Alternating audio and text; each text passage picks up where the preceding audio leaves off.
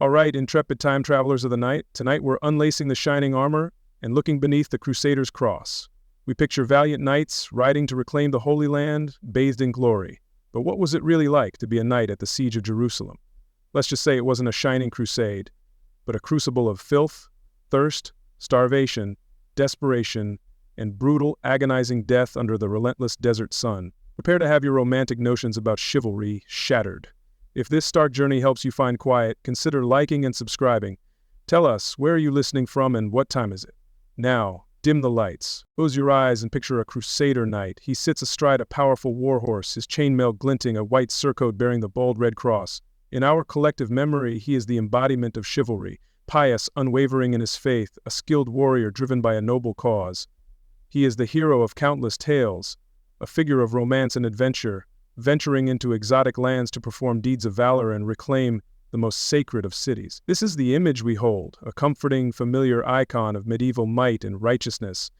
But like many historical figures, this image is a carefully constructed ideal, a gleaming surface that hides a far murkier and far more uncomfortable truth. It began in 1095 at the Council of Clermont. Pope Urban II delivered a powerful sermon urging the knights and nobles of Christendom to cease their squabbles and turn their swords towards the east. He spoke of liberating their Christian brethren and reclaiming the Holy Sepulchre in Jerusalem from Muslim rule. The response was overwhelming. Cries of Deus, Vult, God wills it, echoed through the crowd. Many were moved by genuine piety, a deep-seated desire to make the ultimate pilgrimage. But others saw opportunity, land, wealth, forgiveness for past sins, or simply an escape from the drudgery and violence of home. A complex tapestry of motivations propelled these men towards an unknown fate. But the force that answered the Pope's call was far from the disciplined, unified army we might imagine. It was a sprawling, chaotic mass. There were great lords and seasoned knights, yes, but also thousands upon thousands of common foot soldiers, peasants, artisans, clergy, women, and children. Some followed their lords. Many formed a people's crusade, fired by zeal but utterly lacking in discipline, supplies, or military understanding. There was no single commander, no unified strategy, no organized supply train. It was a vast, unwieldy migration, a river of humanity flowing eastward, carrying within it both fervent faith and base desperation. The journey itself was an immediate shock. Even crossing Europe, supposedly friendly territory, was fraught with difficulty. Rivers had to be foraged, hostile locals encountered, and supplies quickly dwindled. The ill-fated People's Crusade largely disintegrated before even reaching Constantinople, its participants falling to starvation or being slaughtered in Anatolia. For the main force, the Prince's Crusade, reaching the Byzantine capital, was a major achievement, but it was only the beginning.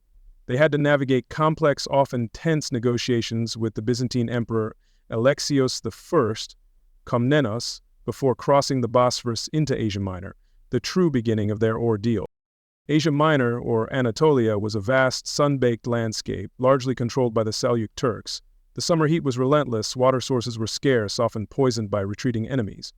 The Seljuks, skilled horse archers, employed hit-and-run tactics, harassing the slow-moving column of crusaders. Major battles like Dorioleum were brutal affairs, won at great cost. Knights, encased in their heavy mail, suffered immensely under the scorching sun. Horses, essential for cavalry warfare, began to die in droves from thirst and exhaustion. The grand image of the charging knight began to crack under the strain of this harsh, unforgiving land. Logistics, or the almost complete lack thereof, was perhaps the greatest enemy. The Crusaders had expected to live off the land, but the land was often barren or deliberately stripped. Starvation became a constant companion. Men were reduced to eating their own dying horses, roots, and sometimes, in the direst of circumstances, even the bodies of their fallen enemies, as grim accounts from the siege of Massacre attest. Thirst was an even more immediate torment. Wells were jealously guarded, rivers often miles apart. The desperate search for food and water consumed much of their energy and exposed them to ambush. This was not a glorious campaign. It was a grim struggle for survival. And where there is hardship and poor sanitation, disease inevitably follows.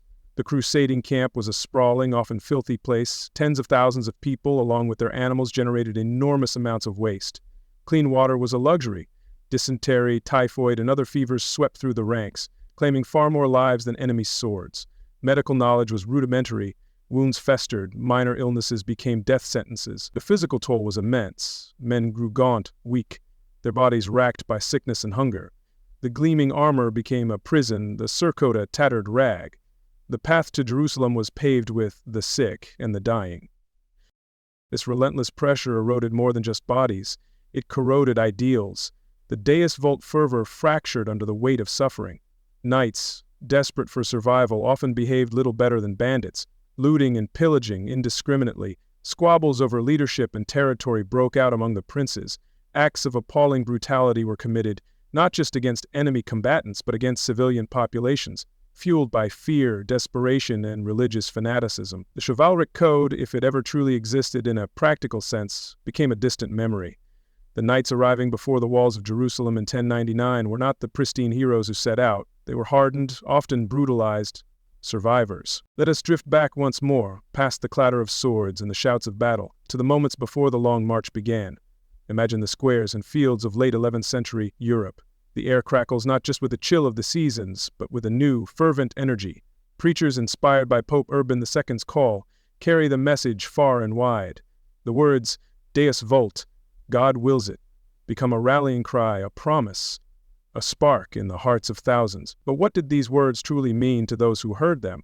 What dreams, fears, and ambitions lay beneath the surface of this sudden, immense movement? To join the crusade was to take the cross. This wasn't merely a figure of speech. Men and women would literally sew cloth crosses onto their garments, a public declaration of their intent. It was a solemn vow, a sacred oath undertaken in the sight of God and community.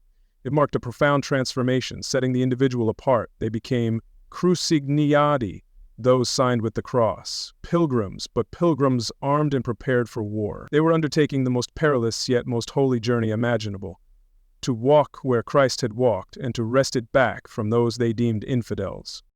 For many, perhaps most, the call resonated with a deep and genuine religious fervor. Life in the 11th century was steeped in faith.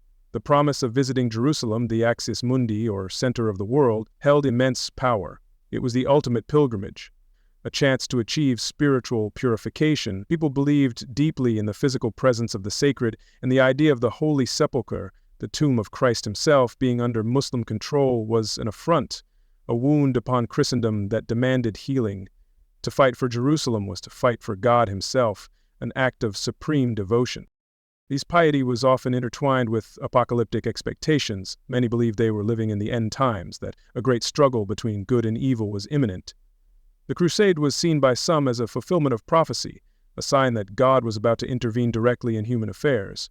By participating, they believed they were aligning themselves with God's plan, playing a role in the cosmic drama. This added an urgent, almost millenarian intensity to the religious motivation, pushing people to abandon their lives and embark on this uncertain quest for divine purpose. Pope Urban II, a shrewd and charismatic leader, understood these sentiments and added a powerful, practical incentive, the plenary indulgence. This was a groundbreaking offer. He promised that anyone who took the cross for devotion alone, not to gain honor or money, would receive full remission of all the penance due for their confessed sins. In an age deeply concerned with sin, purgatory, and eternal salvation, this was an almost irresistible offer. It was a spiritual get-out-of-jail-free card, a guarantee of heavenly reward that bypassed the often burdensome requirements of earthly penance. But earthly concerns were never far away. Europe in the late 11th century was experiencing population growth, yet opportunities, particularly for the nobility, were often limited. The system of primogeniture meant that younger sons often inherited little or no land. They faced a future as landless knights, serving others or engaging in the constant petty warfare that plagued the continent. The crusade offered a tantalizing prospect, the chance to carve out new lordships in the East to gain land, status, and independence. It was an outlet for martial energy and ambition. Beyond the nobility, the lure of wealth resonated. Whispers and tales, often exaggerated, spoke of the legendary riches of the East, of silks, spices, gold, and vibrant cities. For knights burdened by debt, for merchants seeking new markets, or even for peasants hoping for a share of plunder, the crusade held the promise of material gain. While the Pope explicitly discouraged joining for wealth, it undoubtedly played a significant role. The desire to improve one's earthly lot was a powerful human driver, easily cloaked in the more acceptable language of piety. For others, the crusade was simply a means of escape. Life for many was hard, brutal, and short. Peasants were bound to the land, often living a life of unremitting toil under the thumb of their lords. Others might be fleeing from justice, from crippling debts, or from blood feuds. The vow of the Crusader offered a form of protection, a moratorium on debts and legal proceedings, and a chance to leave behind a desperate or dangerous situation. It was a radical break, a leap into the unknown, but for some, the unknown seemed preferable to the known. It's crucial to understand that these motivations were rarely isolated. A knight could be genuinely pious, deeply moved by the plight of Jerusalem, and simultaneously see the crusade as his best chance for land and glory. A peasant could yearn for spiritual salvation and dream of escaping a life of serfdom. The beauty and power of Pope Urban's call was that it appealed to this complex web of human desires, the spiritual and the material, the noble and the base. It offered something to almost everyone, weaving disparate threads into a single, massive tapestry of movement.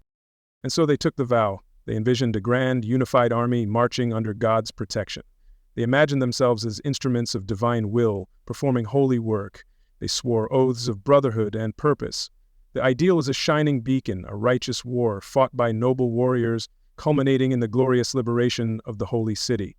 This was the vow, the promise, the dream that fueled the initial enthusiasm and carried the first waves of crusaders away from their homes and towards the distant horizon. The reality, however, began to diverge from the ideal almost immediately. The first challenge was leadership.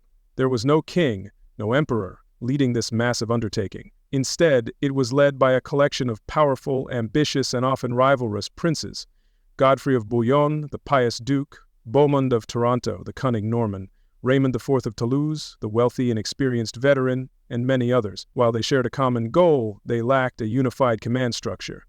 Their personal ambitions and long-standing rivalries would repeatedly threaten to derail the entire enterprise.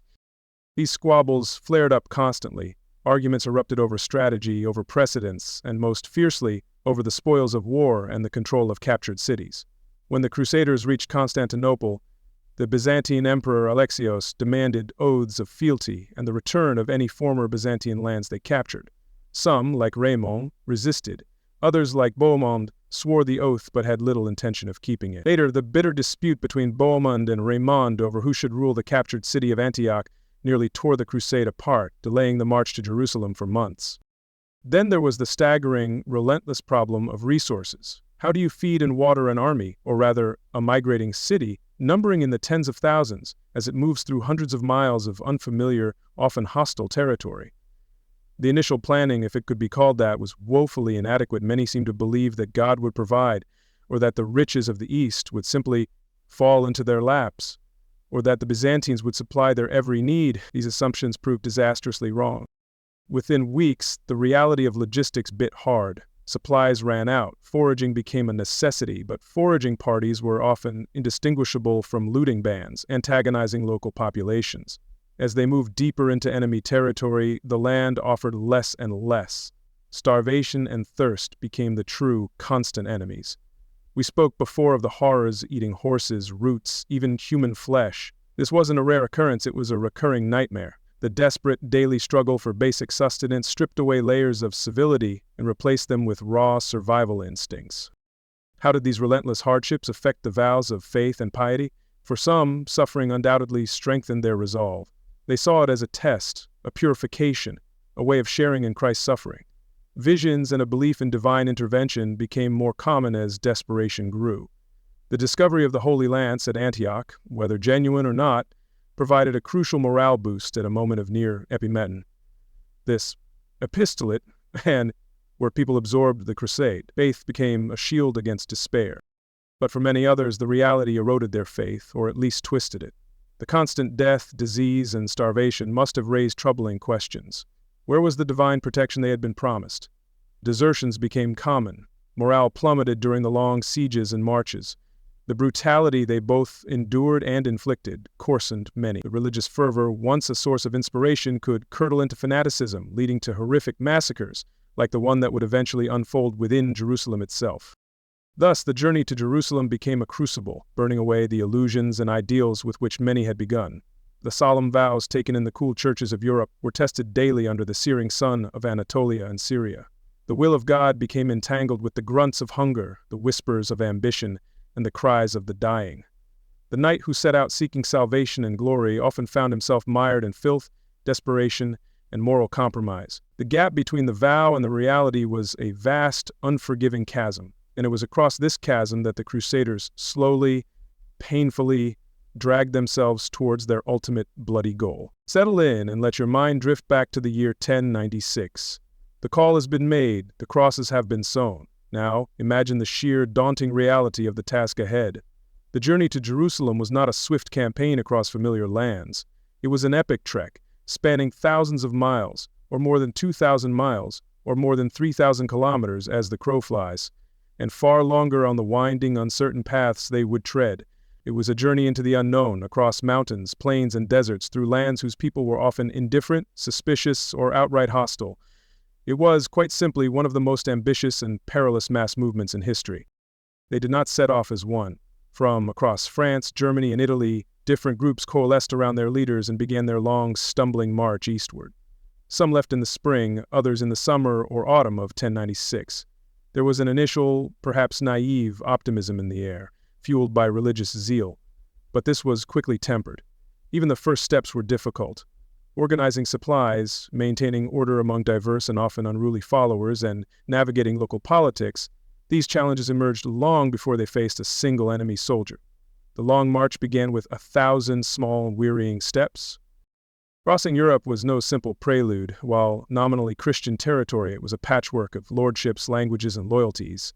Roads, where they existed, were often little more than muddy tracks, deeply rutted and difficult for heavily laden wagons and marching feet. Great rivers like the Rhine and the Danube had to be crossed, often relying on rickety bridges or expensive, scarce ferries. Supplies had to be bought, and when money ran short or prices were high, foraging and looting began, quickly souring relations with the local populations they were passing through. The journey through the Balkans proved particularly arduous. This vast, rugged region, with its dense forests and imposing mountain ranges, tested the Crusaders' endurance. The paths were treacherous, and the weather could turn harsh unexpectedly. Furthermore, the local populations, having perhaps already endured the passage of the disastrous People's Crusade, were wary. Encounters often turned violent. The Byzantine authorities meant to guide and supply them were often suspicious and uncooperative. Progress was slow, a grinding, foot-slogging advance through difficult, unwelcoming terrain. Reaching Constantinople, the magnificent capital of the Byzantine Empire, must have felt like a monumental achievement. Here was a city of incredible wealth and sophistication, a bastion of Christianity on the edge of Asia. It offered a chance for rest, resupply, and reorganization, but it was also a place of political tension as the Crusaders haggled with Emperor Alexios. It was a crucial but temporary haven. Soon they would cross the Bosphorus, leaving the relative familiarity of Europe behind and stepping onto the vast, sun-scorched plains of Anatolia. This was where the real trial by fire would begin. Anatolia was a shock. The Crusaders, mostly from the cooler, wetter climes of northern Europe, were unprepared for the relentless summer heat. The landscape was vast, open, and often barren. Trees were scarce, offering little shade. The sun beat down mercilessly, heating their armor until it felt like an oven. The dust kicked up by thousands of marching feet and hooves created a constant choking haze. This alien environment drained their strength, tested their resilience, and made every mile feel like 10. It was a landscape that seemed actively hostile to their presence. In this arid land, water became an obsession. The search for springs and wells dictated their route and consumed their energy. But water sources were few and far between, and often deliberately fouled by the retreating Seljuk Turks. Chroniclers speak of men and beasts alike maddened by thirst, drinking from muddy puddles or even their own urine. Dehydration was rampant, a debilitating condition that weakened bodies and clouded minds. Access to clean water was a matter of life or death, and its scarcity was a form of constant, low-level torture for every single person on the march. The concept of roads as we know them simply didn't exist for much of the journey. They followed ancient tracks, sometimes Roman roads fallen into disrepair, but often just beaten paths across plains or through mountain passes. Progress was agonizingly slow, perhaps only 10 or 15 miles on a good day. Wagons broke down, animals collapsed, and men stumbled, their feet raw and bleeding. Crossing mountain ranges like the Taurus meant navigating narrow, perilous paths where a single misstep could send a knight and his horse tumbling into a ravine. The sheer physical effort required day after day was immense. But far more deadly than any Turkish arrow or the heat of the sun was an invisible enemy, disease. The Crusader camp was a perfect breeding ground for epidemics. Tens of thousands of people living in close proximity with inadequate sanitation and a lack of understanding of hygiene created a ticking time bomb. Human and animal waste accumulated, contaminating water sources and attracting swarms of flies. Personal cleanliness was a luxury few could afford. In these conditions, disease spread like wildfire. The most common and feared ailments were those related to contaminated food and water. Dysentery, known grimly as the flux, caused debilitating diarrhea, dehydration, and often death. Typhoid fever, spread by lice or contaminated supplies, brought high fevers, delirium, and internal bleeding. These illnesses swept through the camp in waves, incapacitating vast numbers of soldiers and pilgrims. They respected no rank. Knights and peasants alike fell victim to these squalid, unglamorous killers. More crusaders would die from disease than in battle. Beyond the fevers and fluxes, a host of other afflictions plagued the marchers. Scurvy, caused by a lack of fresh fruit and vegetables, led to bleeding gums, loose teeth, and extreme weakness. Exposure to heat, cold, and rain took its toll. Minor cuts and wounds, received in skirmishes or simple accidents, frequently became infected in the unhygienic conditions, leading to sepsis and agonizing deaths. The constant physical strain, combined with poor nutrition, weakened immune systems, making everyone vulnerable. The march was a relentless process of attrition. Then there was the ever-present gnawing of hunger. The plan to live off the land proved largely unworkable. Anatolia was sparsely populated and often deliberately stripped bare by the enemy. Supplies bought in Constantinople dwindled. As the weeks turned into months, hunger became a constant companion. Rations were cut again and again. Men grew gaunt, their strength sapped. The search for any edible substance became a primary focus, overshadowing even the religious mission. This led to desperate, horrifying measures. When the grain ran out, they ate roots, grasses, and boiled leather. When the pack animals died, they were quickly butchered and consumed, a grim necessity. And in the most extreme circumstances, particularly during the grueling 8-month siege of Antioch and its aftermath, credible accounts tell of crusaders resorting to cannibalism, consuming the bodies of fallen enemies out of sheer, overwhelming starvation. It was the ultimate degradation, a stark measure of how far they had fallen from their initial ideals. Suffering was not limited to humans. The crusade relied heavily on animals, war horses for the knights, pack horses and oxen for supplies. These creatures suffered just as terribly, if not more so. They succumbed to thirst, starvation, and exhaustion in vast numbers. Losing a horse was a disaster for a knight, reducing him to the status of a foot soldier. The loss of pack animals meant abandoning precious supplies and equipment. The trail of the crusade was marked by the bones of thousands of dead animals. Faced with such relentless suffering, it is no surprise that many lost heart. The initial fervor cooled, replaced by fear, despair, and a longing for home. Desertion became a serious problem. Soldiers and pilgrims would slip away during the night, hoping to make their own way back or simply find a less perilous existence. They risked capture, enslavement, or death if caught, but for many that seemed preferable to continuing the seemingly hopeless march. Even high-ranking nobles were not immune. Stephen of Blois, one of the wealthiest and most powerful leaders, famously deserted during the siege of Antioch, convinced all was lost. His flight was a significant blow to morale, though he was far from the only one. Peter the Hermit, one of the spiritual instigators, also attempted to flee, only to be caught and brought back in disgrace. For every high-profile case, countless unknown individuals simply vanished, their vows broken by the overwhelming reality of the journey. And so, the vast host that had set out from Europe with such high hopes was whittled down day by day, mile by mile. By the time the survivors finally laid eyes on the walls of Jerusalem in the summer of 1099, nearly 3 years after they began, they were a fraction of their original number. They were gaunt, scarred, and exhausted.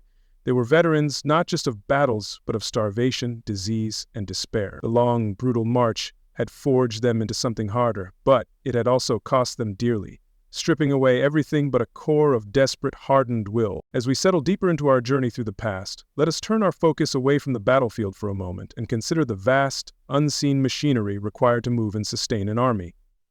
In our modern age, we understand logistics as a complex science: intricate supply chains, coordinated transport, vast stockpiles of food, fuel, and ammunition.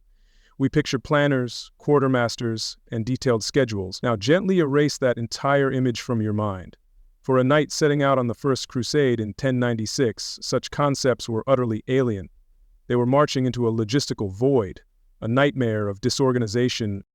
At the heart of this chaos was the fundamental lack of a single overarching command. As we've touched upon, the First Crusade wasn't a national army led by a king. It was a collection of independent contingents, each led by a powerful lord with his own agenda, his own men, and his own, often meager, resources. There was no supreme commander, no chief of staff, and certainly no quartermaster general responsible for feeding, clothing, and arming the entire force. Decisions were made by committee, often after lengthy, bitter arguments. This inevitably meant there was no unified plan for supplies. How, then, did these knights and lords intend to pay for this colossal undertaking? The initial funding came from their own pockets. Nobles sold or mortgaged their lands, pledged their castles, and gathered whatever silver they could hoard. Knights spent their life savings, and even churches contributed, sometimes reluctantly. They carried coins, hoping to purchase supplies along the way. This reliance on personal wealth created an immediate disparity. Some contingents were relatively well-funded, while others were threadbare from the start. But even the wealthiest lords found their coffers emptying with alarming speed. The journey was far longer and more arduous than anticipated. Prices for food and equipment, when available, often skyrocketed as the massive army passed through. Local merchants exploited their desperation. Soon, the silver ran out. When the money disappeared, the only option left for many was to take what they needed. The shift from purchasing supplies to seizing them through plunder was gradual but inevitable, a direct consequence of the failure to plan for long-term funding. The prevailing and deeply flawed assumption was that the army could simply live off the land.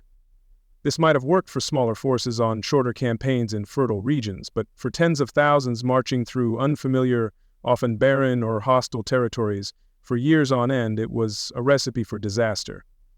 There simply wasn't enough food to be gathered or bought to sustain such a multitude. The land could not support them, and any initial goodwill from local populations quickly evaporated under the pressure of their demands. To find food, small groups known as foraging parties had to be sent out. These were dangerous missions. Moving away from the main body of the army, they were vulnerable to ambush by enemy patrols or attacks from enraged locals whose crops they were stealing. These parties were rarely organized or disciplined. They were often desperate men driven by hunger. Foraging quickly blurred into raiding and indiscriminate pillaging. Instead of a supply strategy, it became a source of constant friction and violence. When foraging failed, outright plunder became the norm. Villages were sacked, towns threatened, and any available food stores seized by force. While this might provide temporary relief for some, it was a self-defeating strategy. It turned the local populations, whether Christian or Muslim, into bitter enemies.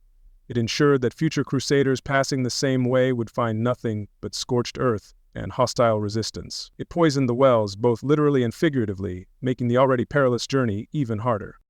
The Crusaders had placed great hope in support from the Byzantine Empire. Emperor Alexius I Komnenos had, after all, requested Western aid.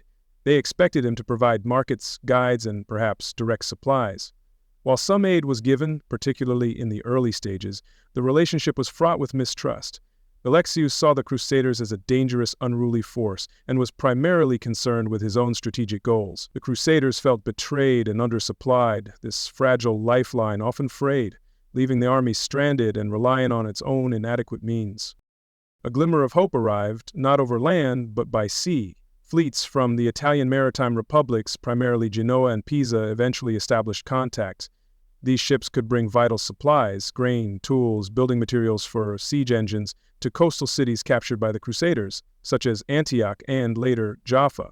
This naval support was crucial, especially during sieges, but it was not a comprehensive supply chain. It was intermittent, dependent on weather and naval fortunes, and couldn't sustain the army deep inland. It was a patch, not a solution. Within the sprawling, moving city of the Crusade, a grim internal economy flickered. When supplies were scarce, those who had, or those who had successfully plundered, could demand exorbitant prices. A handful of grain, a wineskin of water, a rusty sword, all became precious commodities. Profiteering was rampant. Men gambled away their last coins, sold their armor, or even themselves into servitude for a meal. This internal market reflected the desperation. It wasn't a sign of economic health, but of a system breaking down under extreme duress. This scarcity inevitably fueled internal conflict. The different contingents, led by their rival princes, jealously guarded their own resources. Sharing was rare, hoarding was common. Fights frequently broke out over access to wells, the distribution of captured food, or control of foraging grounds. These squabbles weren't just petty disagreements, they were life and death struggles that deepened the rifts between the leaders and eroded any sense of a unified Christian army. Hunger made allies into rivals. The lack of logistics extended beyond food. Knights needed their equipment maintained. Swords break, armor gets damaged, horses need shoes. But there was no organized system for repairs or replacements. Skilled blacksmiths, armorers, and fletchers were scarce. Many likely died or deserted along the way. Knights had to make do with damaged gear, or hope to scavenge replacements from the fallen. The gleaming image of the fully equipped knight became increasingly tattered as the march wore on. The animals, so crucial to the army's mobility and strength, suffered immensely. Finding enough fodder and water for thousands of horses and pack animals was often even harder than feeding the men. There were no veterinarians, no organized supply of horseshoes. Horses weakened, sickened, and died in staggering numbers. As the cavalry arm withered, the army's military effectiveness declined. Knights were forced to walk, their status and fighting ability severely diminished, another direct hit from the logistical failure. All these pressures, hunger, thirst, lack of pay, broken equipment, and infighting, inevitably took their toll on discipline and morale. How could a knight maintain his focus on a holy war when his stomach was empty and his commander was squabbling over a sack of grain? How could a foot soldier obey orders when he hadn't been paid or even properly fed in months? Leaders struggled to maintain control. The bonds of feudal loyalty and military ardor frayed under the constant grinding pressure of simply trying to survive. The 8-month siege of Antioch serves as a stark case study in these logistical nightmares. Trapped between the fortified city and a relief army, the Crusaders faced horrific starvation. They were cut off from supplies, their foraging parties decimated. Inside their own camp, prices reached astronomical levels. Desertions soared. It was only through a combination of desperate fighting, bowmen's cunning, and the controversial discovery of the Holy Lands that they avoided complete collapse. A collapse brought on as much by logistical failure as by enemy action. Ultimately, the First Crusade reached Jerusalem and, against considerable odds, captured it. But this achievement stands as a testament to the sheer, stubborn endurance and at times brutal fanaticism of its participants, rather than any kind of strategic or logistical brilliance. It succeeded despite its logistical failings. For the individual knight, the journey was defined not just by faith in fighting, but by the constant, exhausting, and often deadly struggle against the mundane, grinding realities of a campaign with no supply lines and almost no plan. Let the clamor of the march fade into a quiet hum. Let the weariness of 3 long years settle deep into your bones. It is now early June in the year of our Lord 1099. Imagine a column of men, or what is left of them, shuffling slowly through the rocky, sun-drenched hills of Judea. The air is already hot, promising a relentless summer. Dust coats everything, tattered clothes, gaunt faces, battered shields. For nearly 3 years, these men have walked, fought, starved, and died, all for one single, burning purpose, and now it is finally within reach. On the morning of June 7th, 1099, the vanguard of the Crusader army reached the crest of a hill, likely Nebi Samuel, a place known then as Mont Joie, or the Mountain of Joy. From this vantage point, they saw it. Spread out before them, nestled among the ancient, arid hills, under a vast and unforgiving sky, was Jerusalem, the city, the goal of their torturous pilgrimage, the very center of their world, the place where their Savior had lived, preached, and died. It was a moment of profound, almost overwhelming significance. The reaction was immediate and deeply emotional. Hardened knights, men who had waded through blood and endured unimaginable suffering, fell to their knees. Many wept openly, tears tracing paths through the dust on their cheeks. Others raised their hands to the heavens, their voices choked with prayers and hymns they had learned as children. A wave of religious ecstasy, relief, and awe washed over them. For a brief, shining moment, the years of pain seemed to melt away. They had made it. They had arrived. But as the initial wave of emotion subsided and the rest of the army straggled into view, a harsher reality began to assert itself. Who were these men who had arrived? They were survivors, but only a fraction of those who had set out. Of the tens, perhaps hundreds of thousands who had answered the call, only a small remnant remained. Estimates suggest perhaps 12,000, maybe 15,000 fighting men were left, along with a multitude of non-combatant pilgrims, equally worn down by the road. They were a shadow of the force that had crossed the Bosphorus. Look closer at these survivors. They were gaunt, almost skeletal, their bodies bearing the harsh imprint of years of malnutrition. Their skin was sun-blackened, cracked, and etched with the lines of constant hardship. Old wounds ached, many carried scars from battles long past, and fresh ailments still plagued their ranks. Their eyes held a strange mixture, the burning fire of fanaticism, but also the deep, hollow look of men who have seen too much death and endured too much suffering. They were physically and mentally exhausted. Their equipment told a similar story. The gleaming mail and bright surcoats, seen in Europe, were long gone. Armor was dented, rusted, and often incomplete. Helmets were battered, shields were splintered, their painted emblems faded or obscured, swords were chipped, lances scarce. Most tragically, very few horses remained. The once proud cavalry arm, the backbone of a Frankish army, was decimated. Most knights were now reduced to fighting on foot, their greatest advantage nullified before the siege even began. Now turn your gaze to the city itself.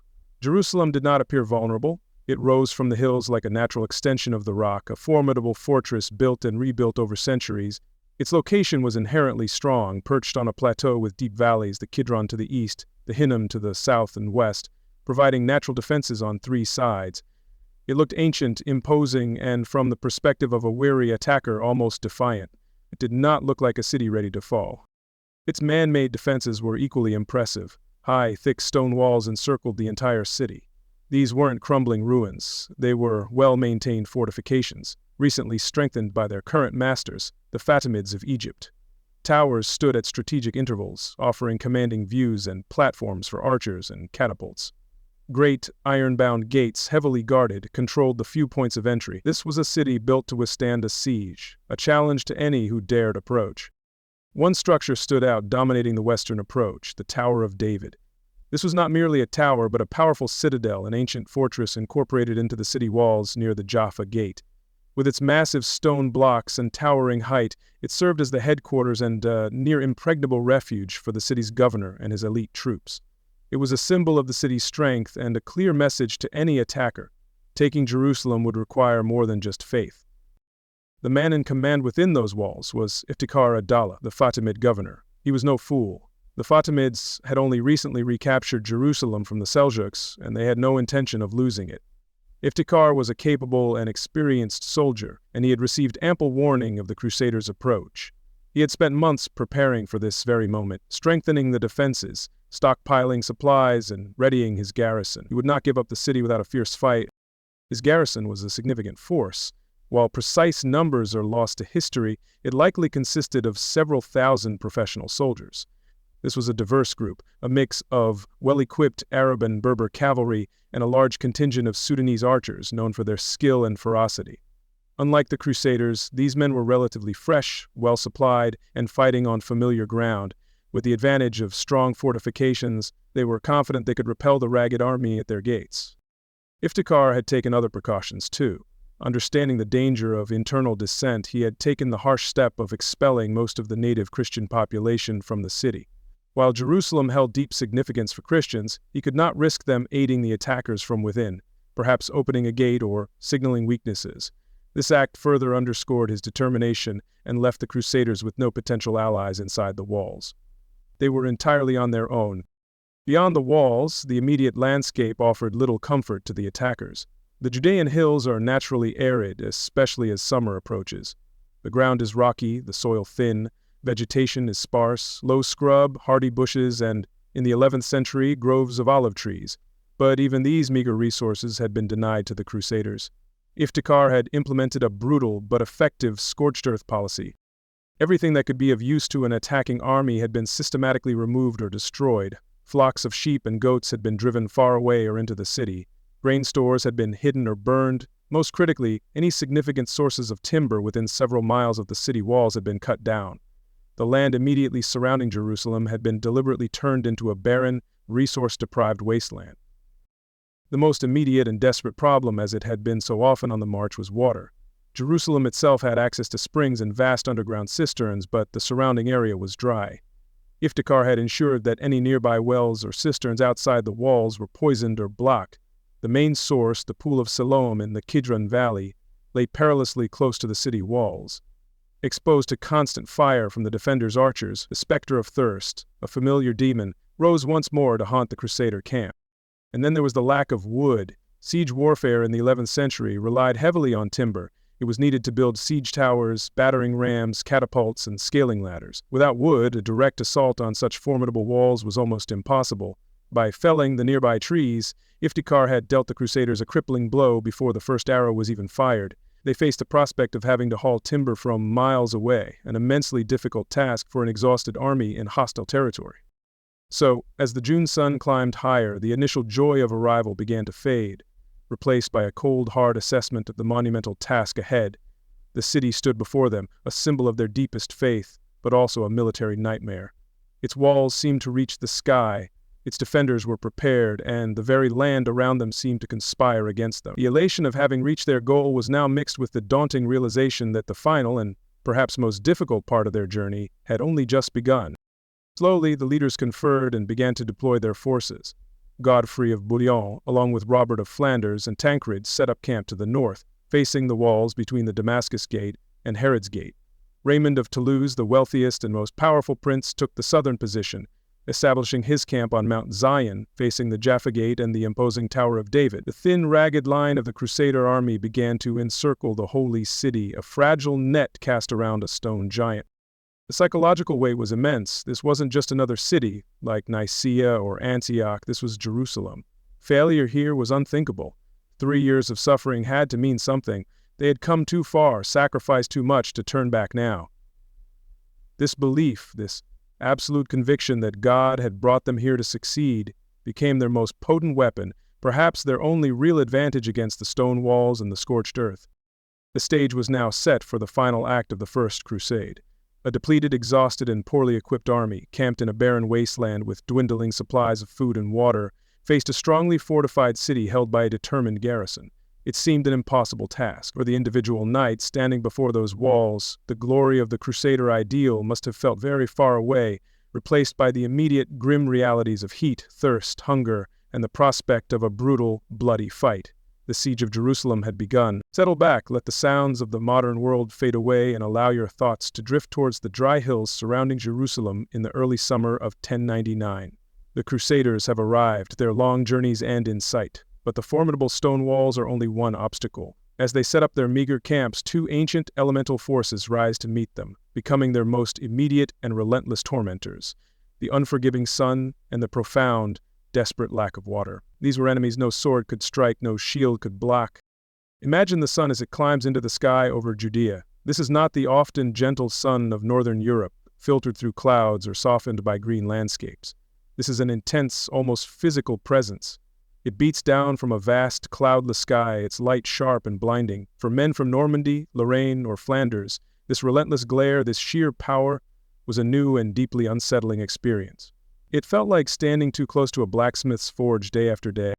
The landscape itself offered no refuge. The Judean hills are a tangle of rock and dry earth. In summer, the sparse vegetation turns brown and brittle.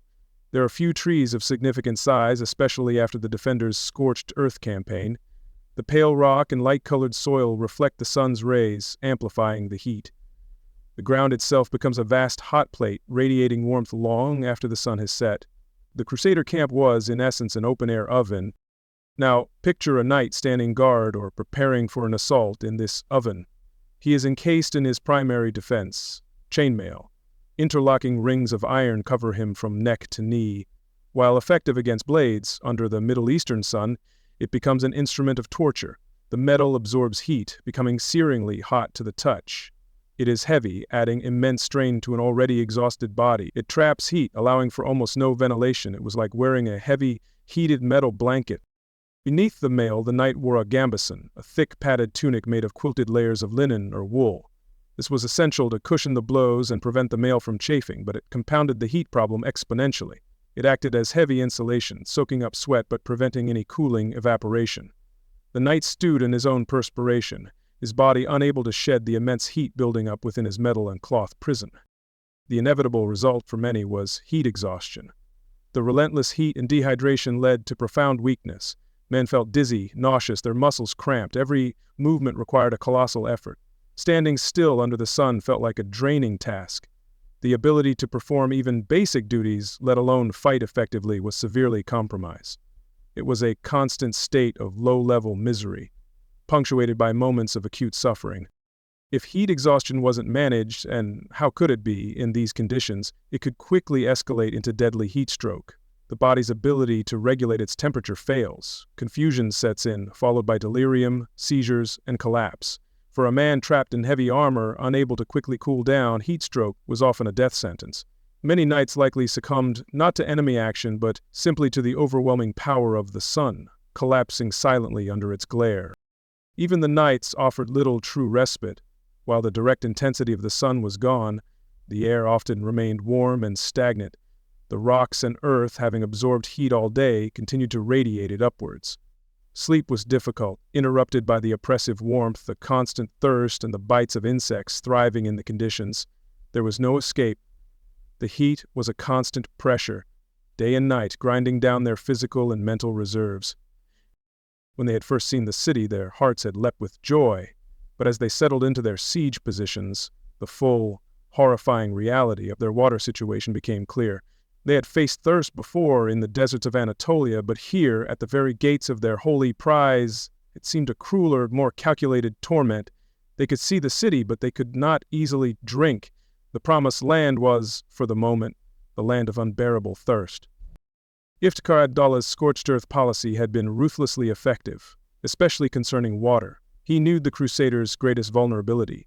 Every known well and cistern in the immediate vicinity of Jerusalem had been deliberately contaminated, often with animal carcasses, or filth, or filled in with rocks and earth.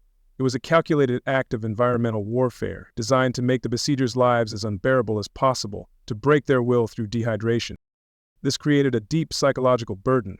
Even if a small, hidden spring or well was discovered, the Crusaders had to approach it with immense caution. Was it safe?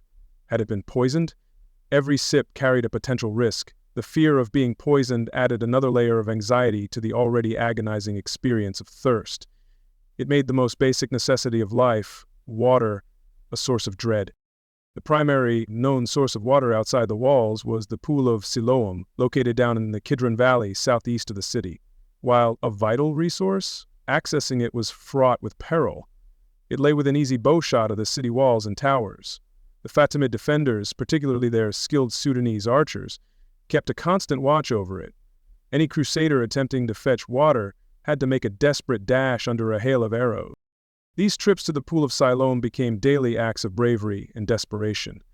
Men would creep down under cover of darkness or make a mad sprint during the day, carrying water skins or pots. Many were wounded, many died. The path to the pool became a dangerous no-man's land. The water they brought back, carried in often filthy skins and shared among many, was never enough, and its acquisition came at a constant cost in blood.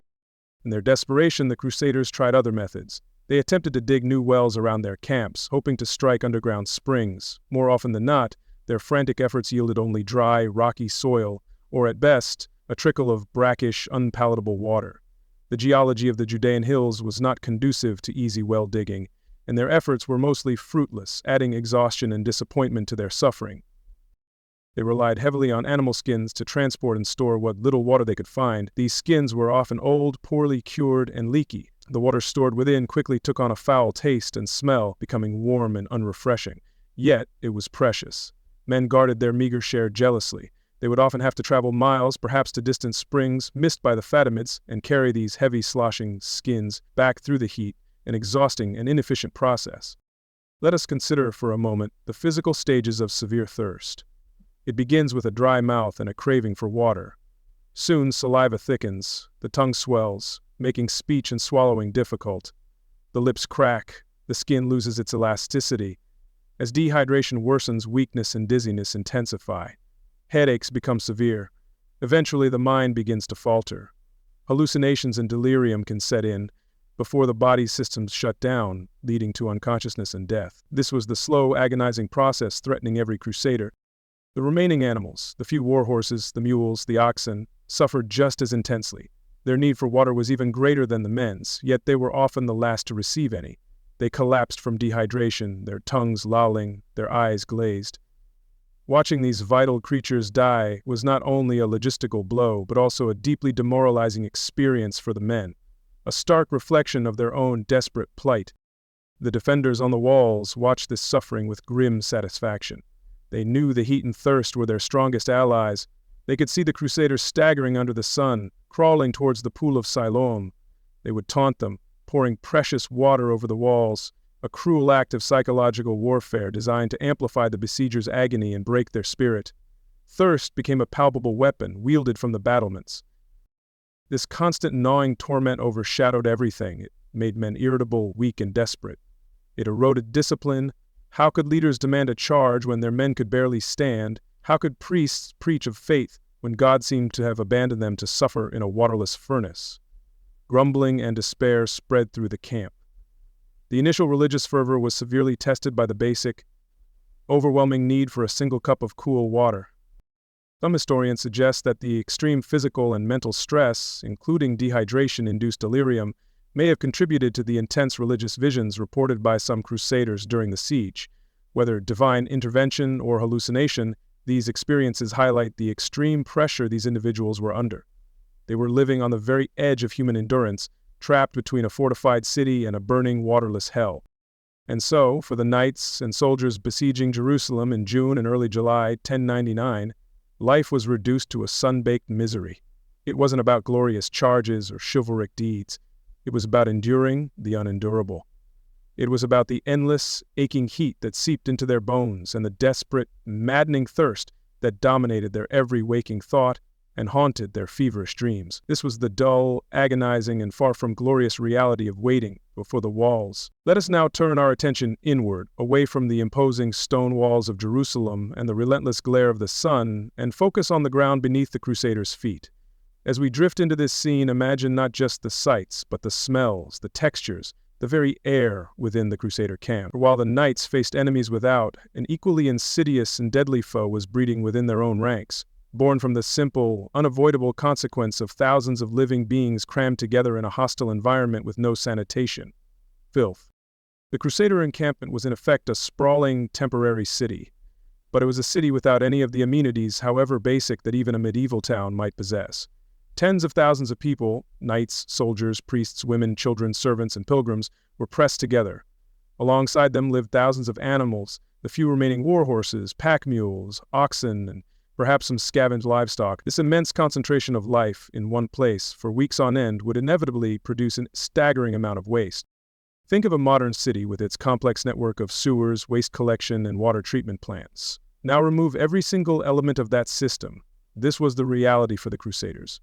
There were no sewers to carry waste away. There was no organized refuse collection. There was no public health department. Every single piece of waste, every drop of filth remained where it fell, or very close by within the confines of the camp itself.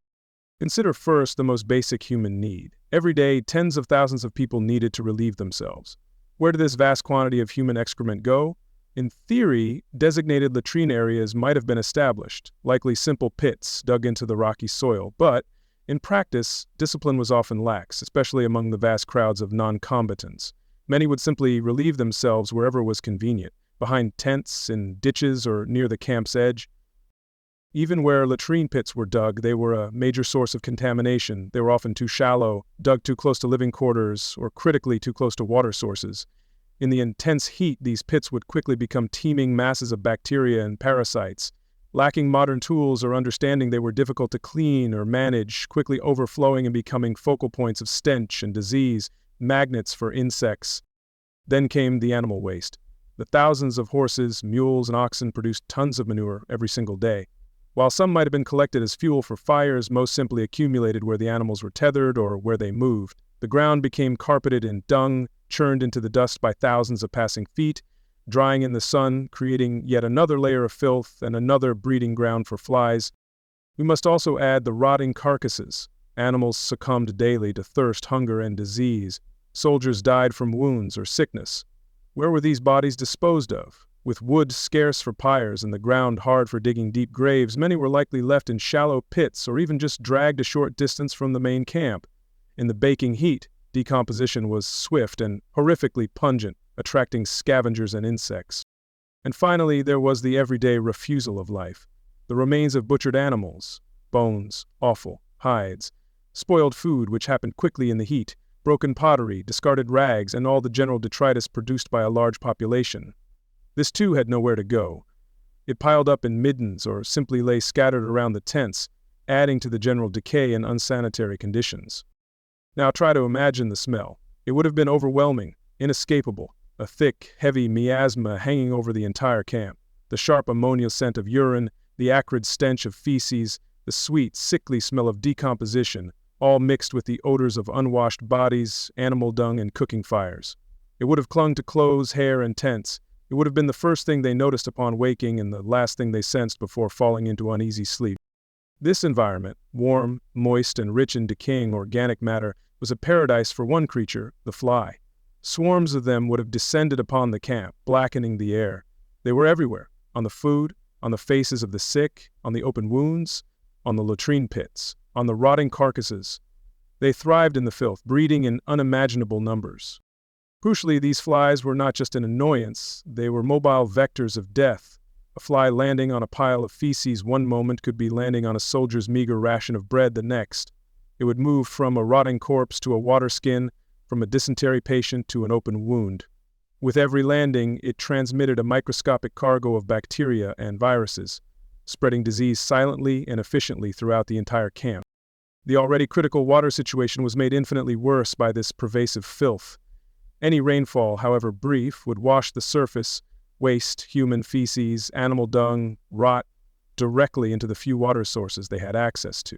The pool of Siloam, already dangerous to reach, would have its edges contaminated. Any shallow wells they dug would inevitably be infiltrated by seepage from nearby latrines or waste dumps. Drinking this contaminated water was a near guarantee of sickness. Yet what choice did they have? Thirst is an implacable master. They would drink from these tainted sources, often scooping water directly adjacent to where others were washing or where animals were drinking, creating a perfect cycle of disease transmission. The very liquid they needed for life became a primary vehicle for death. Personal hygiene became an almost impossible luxury. Water was too precious to be used for extensive washing, soap was non-existent, clothes worn for months became stiff with grime, sweat, and likely infested with lice and fleas, themselves carriers of diseases like typhus. Men lived and slept in close quarters, facilitating the spread of any infection. It was a constant, itchy, dirty existence. Food preparation was equally hazardous. Trying to cook or eat amidst swarms of flies with hands that were rarely clean and water that was likely contaminated was a recipe for disaster. Food spoiled rapidly in the heat, and consuming even slightly tainted provisions could lead to severe gastrointestinal distress, weakening individuals already worn down by hardship. The most immediate and devastating result of these conditions was dysentery. Known as the bloody flux, this severe intestinal infection caused agonizing cramps, fever, and debilitating, often bloody, diarrhea. It led to rapid dehydration, which, combined with the existing water shortage, was frequently fatal. It spread rapidly through contaminated food and water, incapacitating large numbers of soldiers and turning sections of the camp into moaning, fouled infirmaries. Alongside dysentery came typhoid fever, often called camp fever. Spread by lice or through contaminated food and water, it brought high fevers, headaches, rashes, and severe intestinal problems. It was a stealthy killer, often lingering for weeks before claiming its victim or leaving them severely weakened. It thrived in the crowded, unhygienic conditions of the Crusader siege lines. Beyond these major killers, a host of other infections plagued the camp. Simple cuts or blisters, unavoidable in military life, would quickly become infected in the filthy environment, often leading to gangrene or sepsis. Eye infections spread by flies were common. Constant diarrhea and vomiting from various gastrointestinal bugs left men weak and vulnerable to other illnesses. The camp was a giant petri dish. It's important to remember that their understanding of disease was based on miasma theory, the belief that illnesses were caused by bad air or foul smells. While this, ironically, might have encouraged some efforts to clean up particularly smelly areas, it missed the true culprits, the invisible germs carried in water, on food, and by insects. Their medical care was rudimentary, relying on bleeding, purging, and prayers, often ineffective against these overwhelming infections. There was little comfort or effective treatment for the sick. They lay in their tents, often in their own filth, tended by comrades who soon fell ill themselves. The feeling of helplessness must have been profound.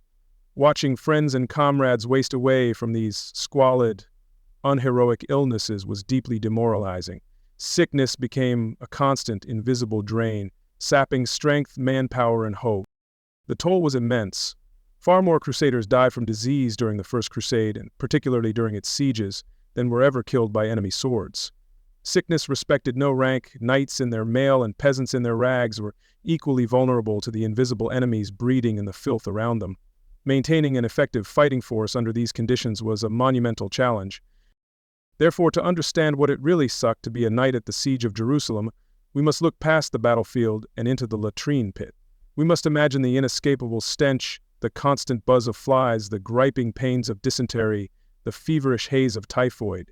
It was a life lived in a cesspool, a daily struggle not just against a human enemy, but against the very ground they stood upon, poisoned by their own presence. This was the dull, disgusting, and deadly reality of their holy war. Let us draw our attention now to the practicalities of medieval warfare.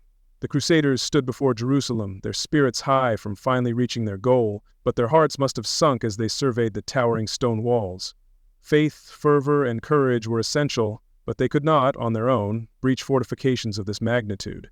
To take a city like Jerusalem, an army needed tools, powerful, complex machines designed to overcome stone and height. And as they surveyed their meager resources, the knights faced a chilling reality.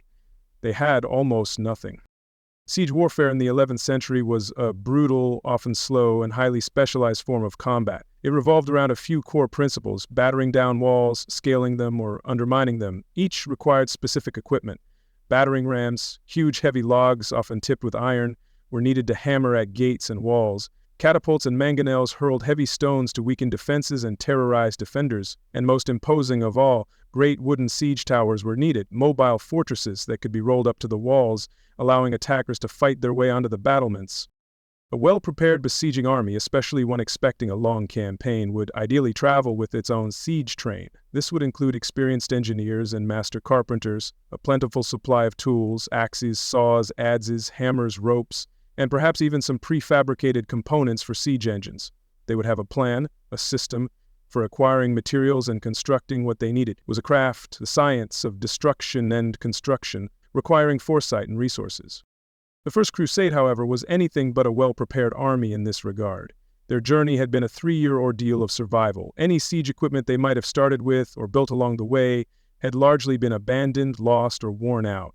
Engineers and skilled craftsmen were scarce, many having perished from disease, starvation, or battle.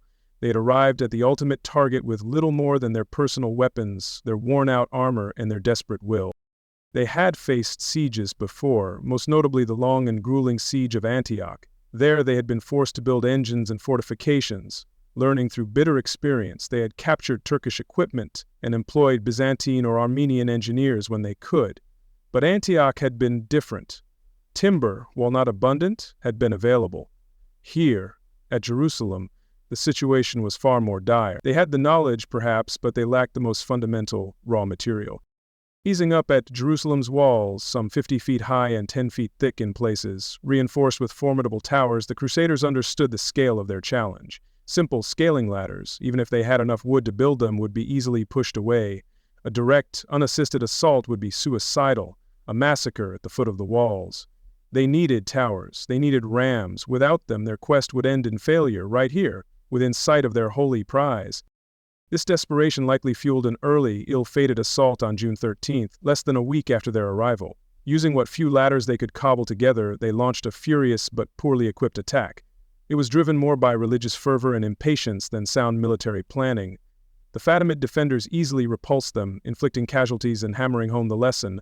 Without proper siege engines, the walls of Jerusalem were, for all practical purposes, The failure of this first assault brought the timber crisis into sharp focus. As we've seen, Iftikhar ad-Dawla had systematically stripped the surrounding landscape. For miles around Jerusalem, not a single tree large enough to provide the massive beams needed for siege towers or rams remained standing. The Crusaders searched the nearby valleys and hillsides, finding only scrub, olive groves, whose wood was too soft and gnarled, and barren rock. The land itself seemed to fight against them. Now council of the Crusade leaders was held. Princes like Godfrey, Raymond, and Tancred, men often divided by ambition, now faced a shared existential problem. Reports from scouting parties were bleak. The mood must have been grim. How could they build the necessary engines without wood? Had they come all this way, endured so much, only to be stymied by a lack of lumber? Debates raged, prayers were offered, and a desperate plan began to form. They would have to search much, much further afield. Scouting parties were sent out again, this time riding further, pushing deeper into potentially hostile territory, their eyes scanning every distant hill and valley. They were searching for a forest, a significant stand of trees capable of yielding the huge quantities of sturdy timber required. It was a dangerous, needle-in-a-haystack search, conducted under the constant threat of enemy patrols. Finally came the news they desperately needed. A patrol, perhaps led by the resourceful Tancred, had discovered a forest, a fortunate wood as one chronicler called it, but it was far away. Sources suggest it lay in the hills of Samaria near modern-day Nablus.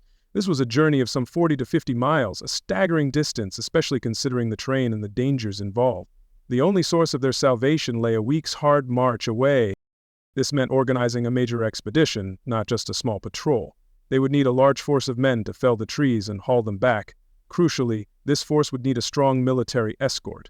Sending hundreds of men deep into enemy territory was a huge risk. They would be vulnerable, far from the main army. It required careful planning and strong leadership. Godfrey and Raymond likely assigned some of their best knights and soldiers to this vital, perilous mission. Imagine setting out on this lumber expedition. You are already exhausted, likely suffering from thirst and hunger. But instead of resting or preparing for the siege, you must march away from your goal, back into the harsh landscape. The sun beats down, the rocks are hard underfoot, and the familiar pains of thirst and weariness return. You are heading into the unknown, with the ever-present fear of ambush. The journey itself was a trial. The paths were rough, the terrain hilly and difficult. Fatimid raiding parties, aware of the Crusaders' need for wood, likely watched the routes, looking for opportunities to strike. Small skirmishes would have flared up, men dying not in a grand battle but in a dusty ambush over a few logs. Every mile covered was a mile earned through sweat and vigilance. On reaching the forest, the real labor began, felling large trees with the relatively basic hand tools of the 11th century. Axes and perhaps a few large saws was backbaking work. These were not trained lumberjacks, they were soldiers and pilgrims, working in intense heat, likely with inadequate food and water. They had to select the right trees, fell them, and then trim them into manageable, though still enormous, beams. Then came the most difficult part: transport. How do you move logs weighing many hundreds, perhaps thousands of pounds, over 50 miles of rough, hilly terrain with no roads? It was a logistical nightmare. They would have used any remaining pack animals, oxen and mules, but these were weak and few. They acquired camels, better suited to the climate but still struggling with the loads. Much of the work fell to human muscle, men hauling and dragging the massive beams with ropes. Progress would have been agonizingly slow, perhaps only a few miles a day.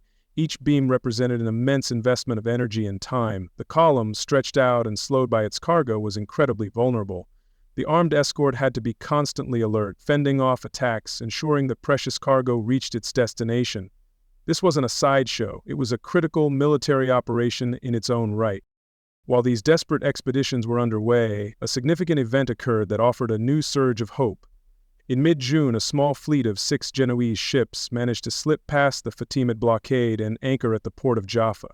Though Jaffa itself was in ruins, the arrival of these ships was a turning point. They brought not only much-needed food and supplies, but critically something even more valuable. On board these ships were skilled sailors and, most importantly, engineers and craftsmen, led by a man named Guglielmo Embriaco, whose nickname, William the Drunkard, belied his immense skill. The Genoese were masters of maritime engineering and construction. They brought tools, saws, hammers, drills, and crucially, vast quantities of rope and nails, and above all, they brought technical expertise. They knew how to build the complex machines the Crusaders so desperately needed. The arrival of the Genoese, combined with the hard-won timber, finally allowed construction to begin in earnest. The logs were hauled to designated areas, likely just out of bowshot from the city walls, but close enough for the defenders to see, and likely hear, the ominous sounds of sawing and hammering. These construction sites themselves became targets, needing constant protection from enemy raids and catapult fire. The most vital tasks were entrusted to the Genoese engineers and any skilled Frankish carpenters like Gaston IV of Béarn, who had survived the long march. They directed the work, turning the raw timber into the articulated components of siege engines. It was a complex process requiring precise measurements and strong joints. They worked under immense pressure, racing against time, hunger, and the enemy.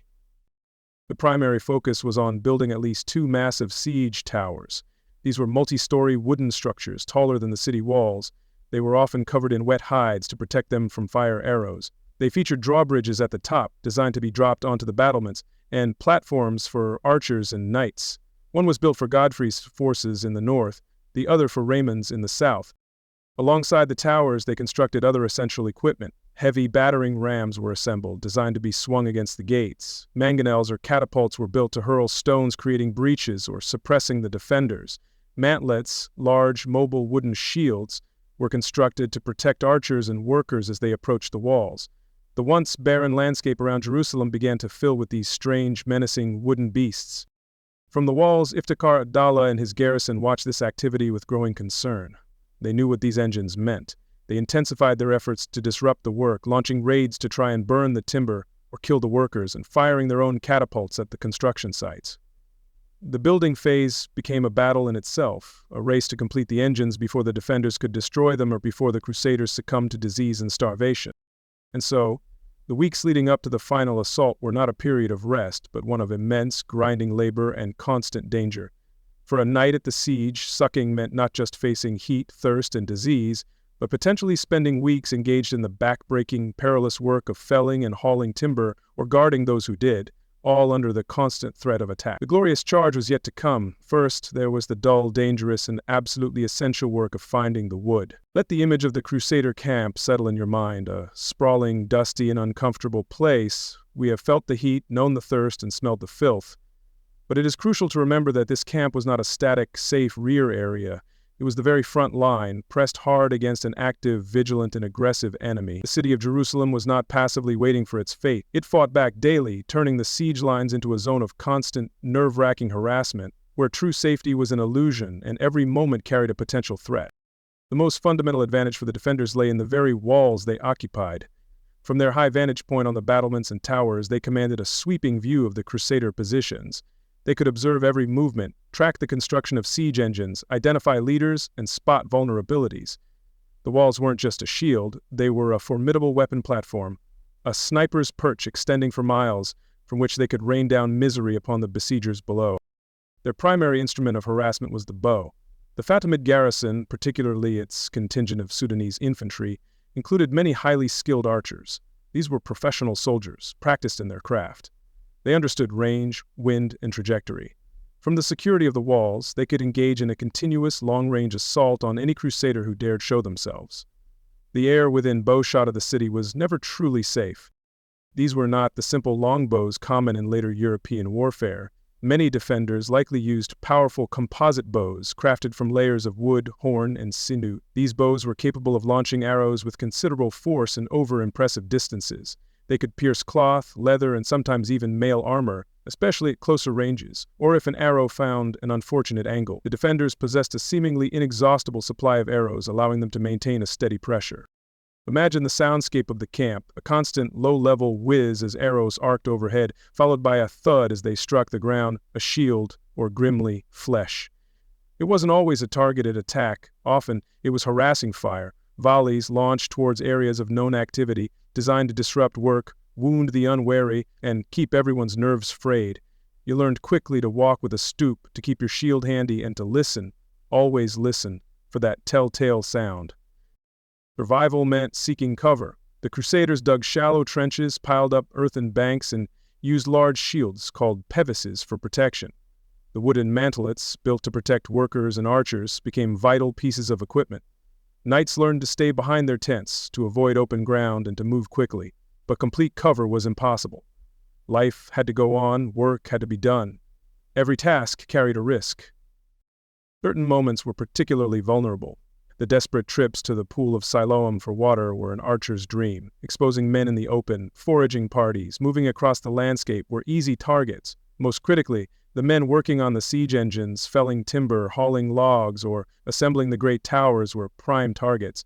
They worked under a constant shower of arrows, relying on guards and makeshift shields, knowing a moment's carelessness could be fatal. While common soldiers were numerous, the defenders also aimed for high-value targets. A knight, identifiable by his armor or banner, drew attention. His horse, a vital and scarce military asset, was an even bigger target. An arrow that struck a horse could unseat its rider and instantly reduce a powerful cavalryman to a vulnerable foot soldier. Archers aimed for gaps in armor, the eyelet of a helmet, the armpit, the legs, seeking to inflict disabling or deadly wounds. This constant archery had a profound psychological impact. It was an unseen threat. You rarely saw the man who shot the arrow that nearly ended your life. Death could come randomly, from anywhere along the wall, at any time. It fostered a sense of powerlessness and perpetual anxiety. It made rest difficult and sleep shallow. Even within your tent, the sound of arrows striking nearby was a constant reminder that the enemy was always watching, always ready to strike. The defenders weren't limited to bows. They also possessed their own stone-throwing engines, likely mangonels, positioned on the walls and towers. While perhaps less powerful than the giant trebuchets of later eras, these machines could hurl heavy stones with considerable force. Their primary targets were the Crusaders' siege engines, aiming to smash the wooden towers and rams before they could be brought to bear. But they also flung rocks into the camp itself, causing terror, death, and destruction among the tents. The most direct form of harassment was the sally, a sudden, aggressive raid launched from within the city. One of the great gates would swing open and a force of Fatimid soldiers, often mounted cavalry supported by infantry, would pour out, charging directly at the Crusader lines. These were not attempts to break the siege entirely, but calculated strikes designed to achieve specific objectives. The goals of these sallies were varied. They aimed to burn the siege towers, which the defenders rightly saw as the greatest threat. They sought to kill or capture key engineers or leaders. They tried to disrupt work parties, drive off guards, and capture tools or supplies. And of course, they aimed to inflict casualties and spread fear and confusion, lowering Crusader morale and buying more time. These raids were often swift and brutal. The Fatimid cavalry would charge hard, relying on shock and surprise, while archers provided covering fire from the walls.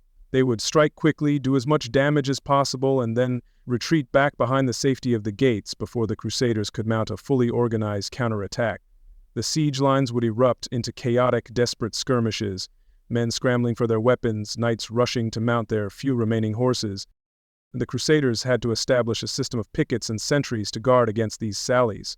Alarm calls would ring out and men would rush to designated points, trying to form a defensive line. These were often confused, messy affairs, fought amidst tents and construction sites.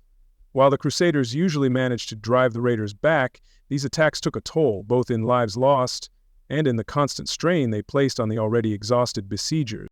While specific accounts of every single raid are scarce, the chronicles make it clear they were a regular feature of the siege. Each day brought the possibility of a sudden, violent eruption from the city gates, demanding constant vigilance. The defenders were proactive, taking the fight to the enemy whenever they saw an opportunity, ensuring the Crusaders never felt comfortable or secure. The threat did not cease when the sun went down. Night attacks were a constant fear. Under the cover of darkness, raiding parties could slip out more easily, hoping to catch sentries asleep or launch surprise assaults on construction sites. The nights in the Crusader camp were filled with tension, the darkness amplifying every strange sound, every shouted alarm. Sleep, already difficult due to heat and thirst, was further disturbed by the fear of a knife in the dark or a sudden fiery attack. Perhaps the most feared weapon in the defender's arsenal was fire.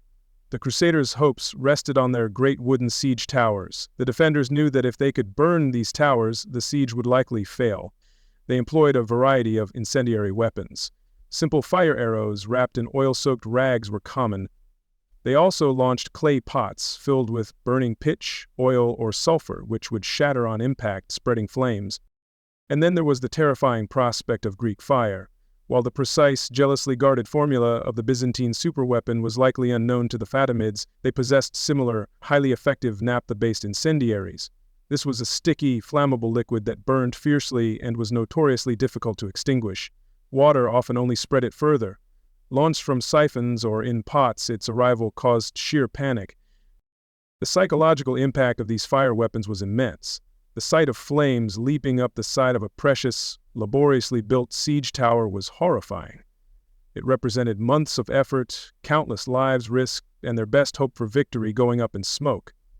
Knights and soldiers would frantically try to beat out the flames or douse them with sand or vinegar, often suffering terrible burns in the process. To counter this, the Crusaders covered their towers in fresh animal hides, kept as wet as possible.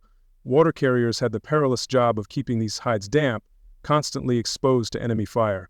Fighting fire became a key part of the siege, a desperate battle waged alongside the physical combat. The fear of fire was a constant companion, especially as the towers neared completion. The harassment wasn't purely physical. The defenders engaged in psychological warfare too. From the walls they would shout insults and taunts, mocking the Crusaders' faith, their leaders, and their tattered appearance. They would make loud noises, beating drums, blowing horns, throughout the night, designed specifically to disrupt sleep and wear down the besiegers' nerves. They sought to break not just their bodies, but their spirits. This meant the life of a knight at the siege was one of endless vigilance. There was no off-duty. Even when not actively fighting or working, they had to be alert.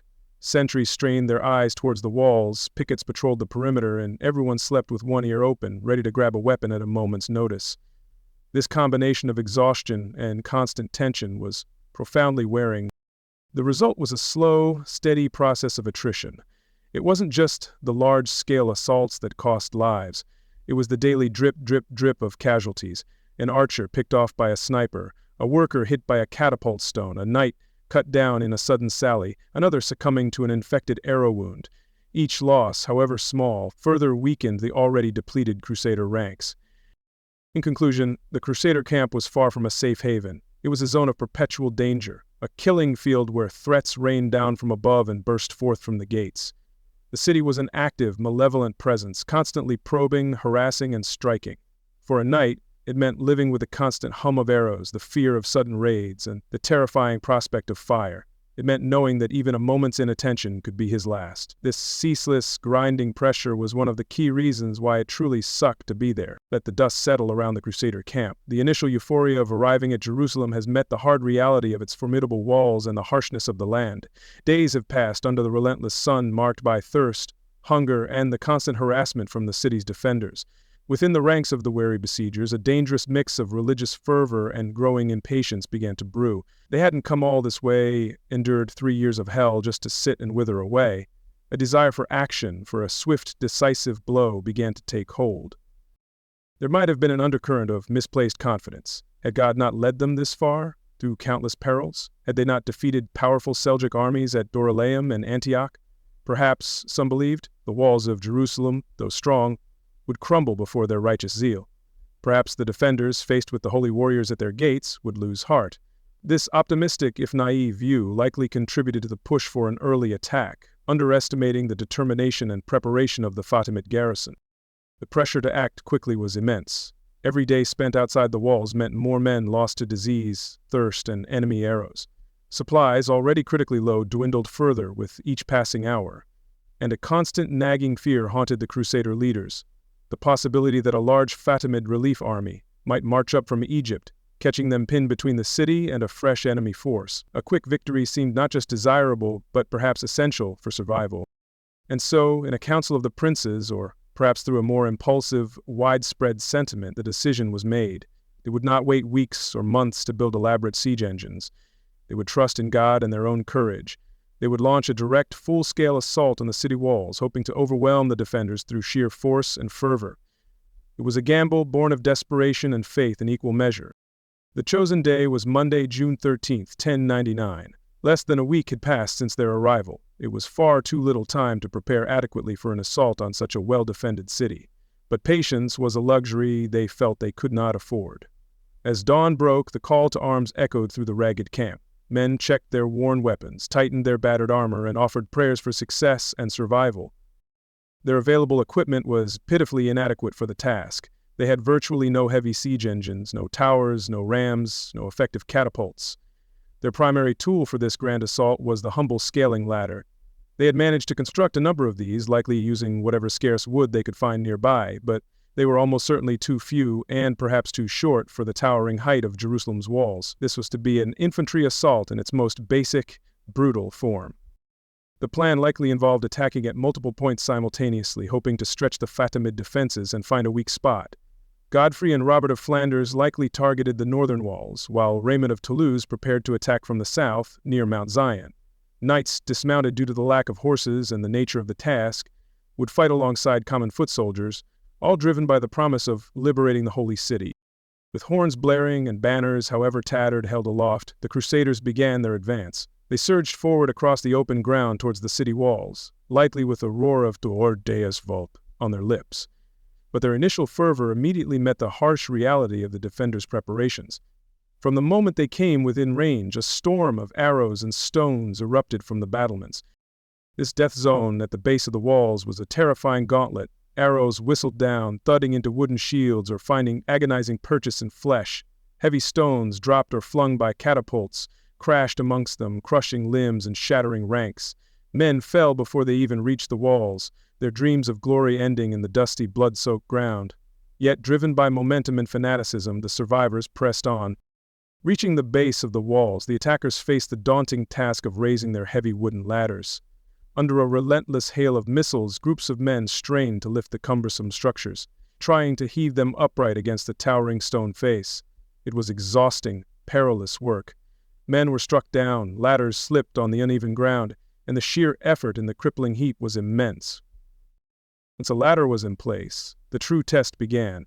Men scrambled to secure its base while others began the terrifying climb. Imagine the scene. A knight, weighed down by mail, tries to ascend, one hand clutching the wooden rung, the other holding a shield high for protection. Below him, comrades push and shout. Above him, the faces of the enemy peer down, weapons ready. He is utterly exposed, a slow-moving target against the vast stone backdrop. The defenders met this threat with brutal efficiency. Archers leaned over the parapets, firing almost directly downwards. Soldiers hurled heavy stones, pieces of masonry, and pots of burning material. They used long, hooked poles or pikes to grapple with the ladders, pushing them sideways, trying to topple them, and they rained down spears and javelins on the heads of those struggling upwards.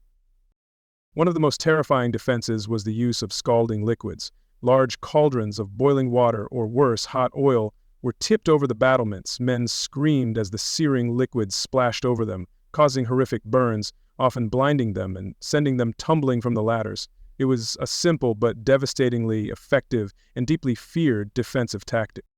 Many ladders were pushed back, their hooks failing to find a secure purchase or the sheer weight of defenders proving too much. They would tilt, slide, and then crash backwards, sending their occupants hurtling to the ground. The screams of the falling mingled with the shouts of the attackers and the defiant cries of the defenders. Below, the ground became a tangled mess of broken ladders and broken bodies. A very few, managed to reach the top. Hauling themselves over the parapet, gasping for breath, they faced not victory but a wall of determined defenders. Brief, savage, hand-to-hand combat erupted on the narrow walkways. Swords clashed, spears thrust, but the Crusaders were hopelessly outnumbered. One or two men against a tide of fresh defenders stood no chance. They were quickly cut down or thrown back over the walls. Some accounts suggest that attempts were made to undermine the walls during this early phase, digging at the foundations in hopes of collapsing a section. However, given the rocky ground around Jerusalem and the lack of proper mining tools or expertise, these efforts were likely small-scale and quickly thwarted by the vigilant defenders, who could countermine or drop projectiles onto the sappers. Slowly, inexorably, the momentum of the assault faltered. It became clear that sheer bravery could not overcome stone walls and determined defense. The attacks became sporadic. Men hesitated to climb the deadly ladders, and the hail of missiles from above never ceased. Leaders, seeing the futility and the mounting losses, gave the order to retreat. It was a bitter command, an admission of failure. The retreat was almost as dangerous as the advance. The Crusaders had to fall back across the open ground, still under fire from the walls, carrying their wounded comrades with them. It was a slow, painful withdrawal, punctuated by the cries of the injured and the taunts of the victorious defenders. The elation of the morning had turned into the grim despair of the afternoon. Back in the camp, they counted the cost. The casualties had been heavy. Many brave knights and soldiers lay dead at the foot of the walls, while many more suffered from terrible wounds, arrow-pierced limbs, shattered bones, horrific burns. Each loss was a blow to their already weakened army, a stark reminder of their vulnerability. The camp became a place of mourning and pain. The psychological impact was profound. The easy victory they had hoped for, perhaps even expected, had turned into a bloody repulse. The walls of Jerusalem, which had seemed like a holy destination, now looked like an insurmountable barrier. Doubt began to creep in. Was God truly with them? Could they possibly succeed where they had just so clearly failed? The failure plunged the camp into a deep, demoralizing gloom. But from this failure came a crucial lesson. The Crusaders, particularly their leaders, now understood with painful clarity that faith and courage alone would not suffice. They could not simply hurl themselves against the walls and expect victory. They needed a plan, they needed patience, and above all, they needed technology. They needed proper siege engines. And so, the first assault ended in brutality and failure. It was a harsh, bloody lesson, paid for with the lives of many. It marked the end of naive hopes and the beginning of the real siege, a period of hard labor, engineering, and enduring the slow, grinding hardships. The walls stood, defiant and strong. The dull, difficult work of bringing them down had to begin. Let us now venture into the most desolate landscape of all, not the sun-scorched hills or the fly-blown camp, but the inner world of the knight himself. Beyond the physical hardships, the heat, thirst, disease, and wounds, lay a realm of profound mental and spiritual anguish. The siege of Jerusalem was not just a battle against stone and flesh. It was a siege laid upon the very souls of those who fought it. We must try to understand the invisible wounds, the constant fear, the gnawing doubt, and the slow erosion of hope that define this psychological toll. These men had embarked on their journey with a powerful, unifying conviction. Deus Vult, God wills it. They believed themselves to be agents of divine purpose, warriors fighting a holy cause, assured of God's favor and eternal reward. This faith was their primary shield, their strongest motivation. It was the bedrock upon which their entire enterprise was built. But even the strongest bedrock can be worn down by a relentless tide of suffering. The psychological attrition had begun long before they saw Jerusalem. The 3-year march had been a relentless trial. They had witnessed the disastrous end of the people's crusade, endured starvation in Anatolia, faced horrific battles, and seen countless comrades perish from disease. These experiences had already chipped away at their initial, perhaps naive, optimism, planting seeds of doubt and weariness in their minds. They arrived at Jerusalem already burdened by trauma. The initial sight of the holy city brought a wave of exultation, a brief surge of renewed faith and purpose. But this emotional peak was quickly followed by a crushing trough. The reality of the city's strength, the barrenness of the land, the immediate onset of thirst and hunger, and the failure of their first desperate assault, all these combined to create a profound sense of anticlimax, a dawning horror that their greatest ordeal might still lie ahead. Fear became a constant companion, a shadow that never left their side. It was the fear of the sudden whistling arrow finding a gap in their armor. It was the fear of the defenders' catapult stones crashing down with indiscriminate force. It was the sharp, heart-pounding terror during a nighttime sally, the confusion and violence erupting from the darkness. Even in moments of quiet, the looming presence of the walls served as a constant reminder of the danger. This wasn't just the acute fear of battle, it was a chronic, low-level anxiety, a state of hypervigilance.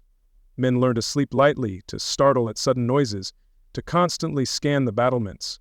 This endless tension with no true place of safety, no moment of real rest, is profoundly draining. It wears down the nerves, exhausts the spirit, and makes rational thought difficult. It was a mental siege, running parallel to the physical one. They were exposed to horrific violence on a daily basis. They saw men cut down, limbs severed, bodies crushed or burned. They heard the screams of the wounded and the dying. In the 11th century, medical care was minimal. A serious wound was often a slow, agonizing death sentence. Witnessing such suffering, especially among friends and comrades, inflicted deep psychological scars. It forced them to confront the fragility of life and the brutal reality of warfare. The defenders on the walls were not abstract targets. They were human beings. Engaging in close combat, thrusting a spear or swinging a sword meant seeing the face of the enemy, seeing the life extinguish from their eyes. While driven by faith and a sense of righteousness, the act of killing, especially repeatedly and in brutal circumstances, takes a toll. Many must have struggled, perhaps unconsciously, with the violence they both witnessed and perpetrated. The failure of that first assault on June 13th was a particularly bitter blow. They had charged with such hope, such conviction, only to be thrown back with heavy losses. This failure struck at the heart of their belief in divine assistance. If God truly willed their victory, why had He allowed them to be so soundly defeated? It fostered feelings of inadequacy, frustration, and a deep, demoralizing sense of futility. Grief was another constant shadow. Every knight had set out with brothers in arms, with men from his own village or region, perhaps with family members. Over 3 years, these bonds had been forged in shared hardship, becoming vital support systems. Now, at Jerusalem, they watched these comrades fall, to arrows, to disease, to thirst. Each death was a personal loss, a tear in the fabric of their small community, leaving behind emptiness and sorrow. In the Middle Ages, grief was often expressed openly, yet the demands of the siege left little time for proper mourning. Men had to carry on, to fight, to work, often pushing their sorrow down where it could fester. The cumulative weight of so many losses must have been immense, leading to a pervasive sense of melancholy, a feeling that their world was shrinking, one death at a time. The relentless hardship also strained the bonds of comradeship that were so vital. When resources like water and food became scarce, suspicion and selfishness could arise. Men guarded their meager supplies jealously. The desertion of comrades, like Stephen of Blois at Antioch, undermined trust. The internal squabbles among the leaders filtered down, creating factions and resentment. The unity forged in faith was tested by the primal demands of survival. The relentless physical suffering acted as a constant corrosive agent on the mind.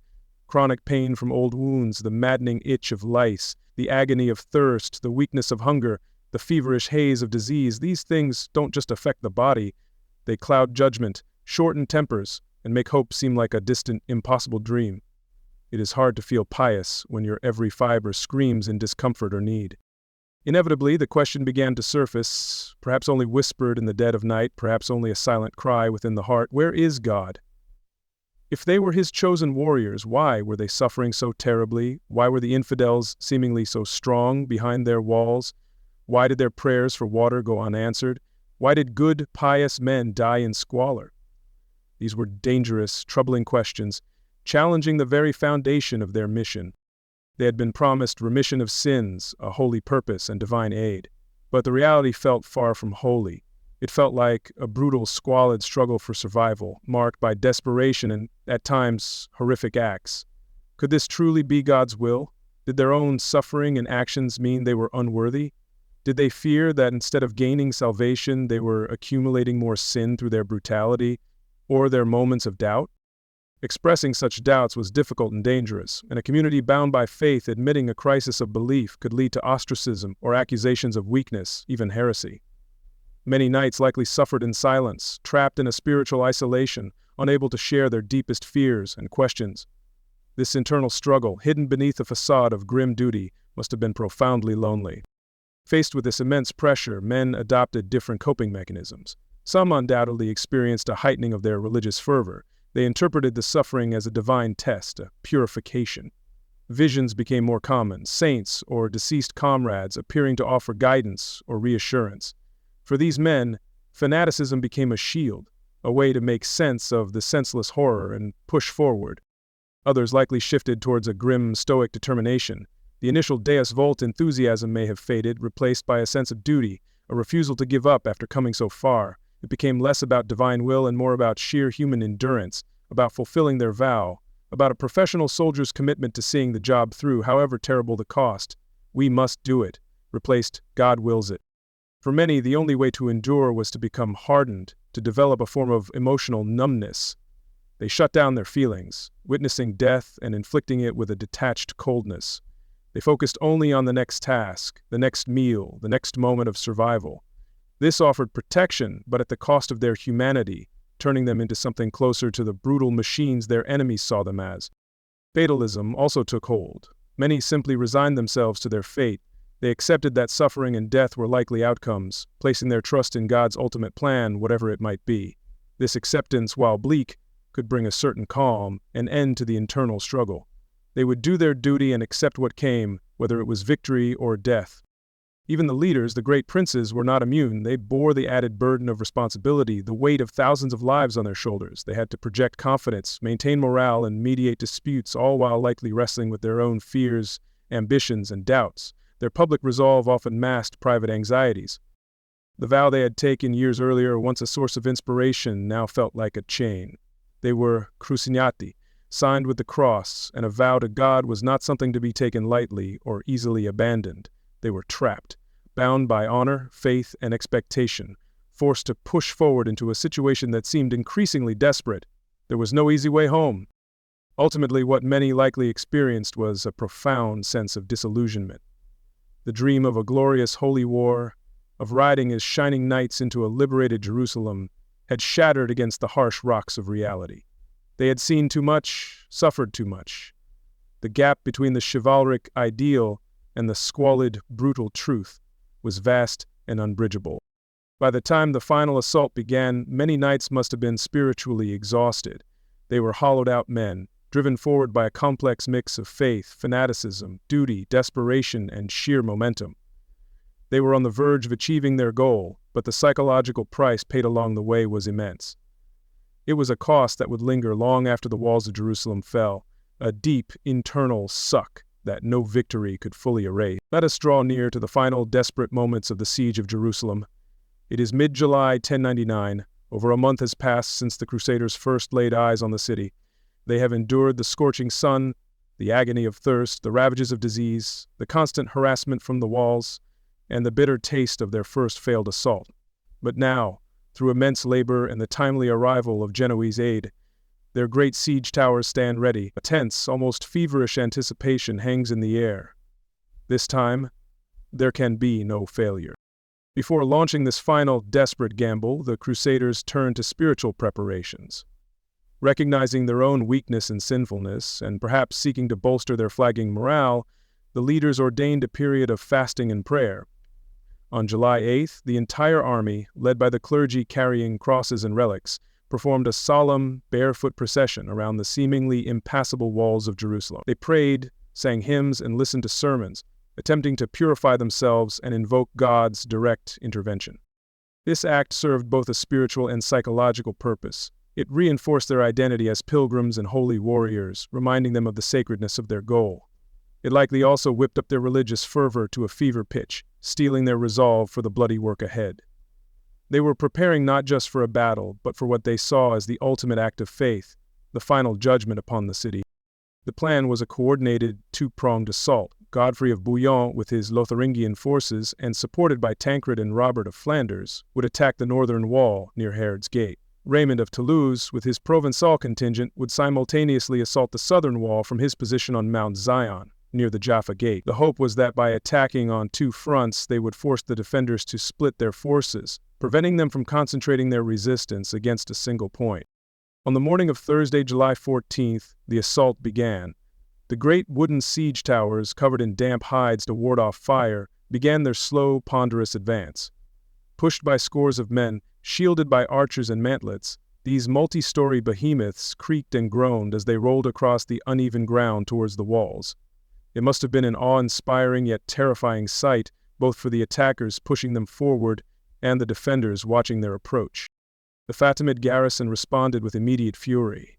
From the walls they unleashed everything they had. A blizzard of arrows swept the attackers. Heavy stones, launched from catapults, crashed against the towers, shaking their frames. But their most potent weapon was fire. They hurled pots of naphtha and oil, shot fire arrows and lowered flaming bundles, desperately trying to set the wooden giants ablaze before they could reach the walls.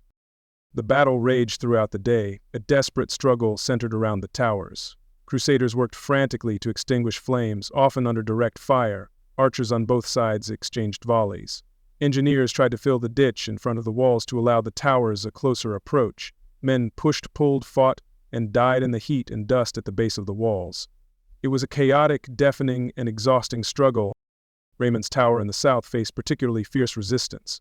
It was positioned against one of the strongest sections of the wall, near the Tower of David.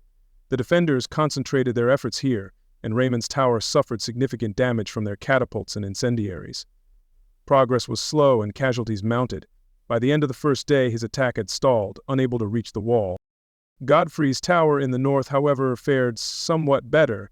Perhaps the defenses were slightly weaker there, or his tower was better constructed, or perhaps, as the chroniclers later claimed, divine favor played a role.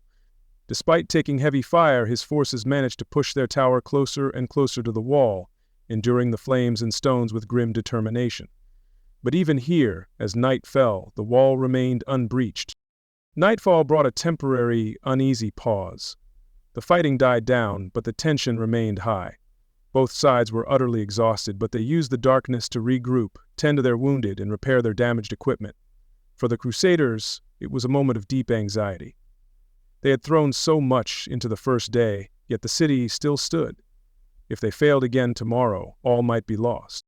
As dawn broke on Friday, July 15th, the assault resumed with renewed ferocity, fueled by desperation.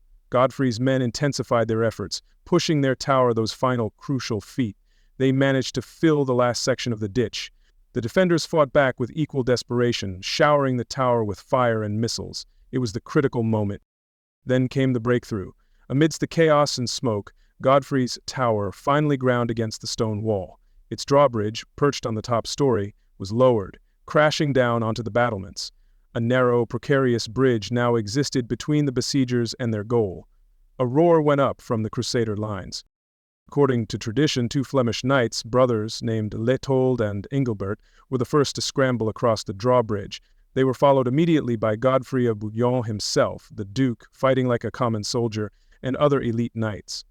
They leapt onto the wall, swords drawn, and began a furious hand-to-hand battle with the stunned defenders. This small group fought with the fury of men who had nothing left to lose. They managed to hold their ground, driving back the initial counterattacks. More and more Crusaders poured across the bridge, establishing a secure foothold on the northern wall. The psychological impact on the defenders was devastating. The seemingly impregnable wall had been breached. While the battle raged on the northern wall, another group of Crusaders fought their way down from the battlements towards one of the nearby gates, likely St. Stephen's Gate, now known as the Lion's Gate. They overpowered the guards and managed to unbar it from within. This was the decisive moment. The main Crusader army, waiting below, now had an open path into the city. A tide of warriors surged through the opened gate. Knights, foot soldiers, and pilgrims, their eyes burning with religious zeal and pent-up fury from years of suffering, flooded into the narrow streets of Jerusalem. Panic began to spread among the defenders and the city's inhabitants. The organized defense started to collapse into scattered, desperate pockets of resistance. What followed was not simply a battle, it descended into one of the most infamous massacres in history. As the Crusaders poured into the city, the discipline and order that had characterized the assault dissolved. Years of hardship, fueled by religious fanaticism and a desire for revenge and plunder, exploded in a frenzy of violence. It is difficult to comprehend the mindset, but it seems to have been a toxic brew. Many Crusaders believed they were acting as instruments of God's wrath, cleansing the holy city of those they considered infidels. Others were driven by the horrors they had endured, seeking vengeance for fallen comrades. Greed played a part, as did the sheer bloodlust and chaos of battle, a phenomenon known as battle madness. Command and control, if it ever truly existed, evaporated. Thousands of the city's inhabitants, both Muslim and Jewish, fled in terror, seeking refuge in what they perceived as the safest places. Many Muslims ran towards the Temple Mount, the site of the Al-Aqsa Mosque and the Dome of the Rock, one of Islam's holiest sites. They sought sanctuary within its walls, hoping for mercy, but there was no mercy. Tancred and some others had reportedly offered protection to those on the Temple Mount, perhaps hoping to ransom them. But their promises were ignored. A wave of Crusaders stormed the sacred enclosure. The chronicler Raymond of Aguilar described a scene of unimaginable horror, stating that men rode up to their knees in bridle reins and blood. While likely an exaggeration, it conveys the sheer scale of the slaughter within the mosque and its courtyards. The city's Jewish inhabitants had sought refuge in their main synagogue. The Crusaders, viewing them with equal hostility, surrounded the building. They set it on fire, burning alive all those who had sought shelter within its walls. It was an act of brutal collective punishment, driven by centuries of religious animosity. Throughout the city, the killing was indiscriminate. Soldiers and civilians, men, women, and children were cut down in the streets, in their homes, in mosques and synagogues. No one was spared. Chroniclers boastfully reported that they slew and slew, until their arms were tired and the streets were slick with blood. It was a terrifying, systematic annihilation. How did the Crusaders themselves view this? While a few might have felt unease, the overwhelming voice from their own chroniclers is one of righteous triumph. They saw the massacre not as an atrocity but as a just judgment from God, a necessary if bloody purification of the holy city. Raymond of Avaugoilles called it a just and splendid judgment of God. This perspective highlights the vast gulf in understanding between their world and ours.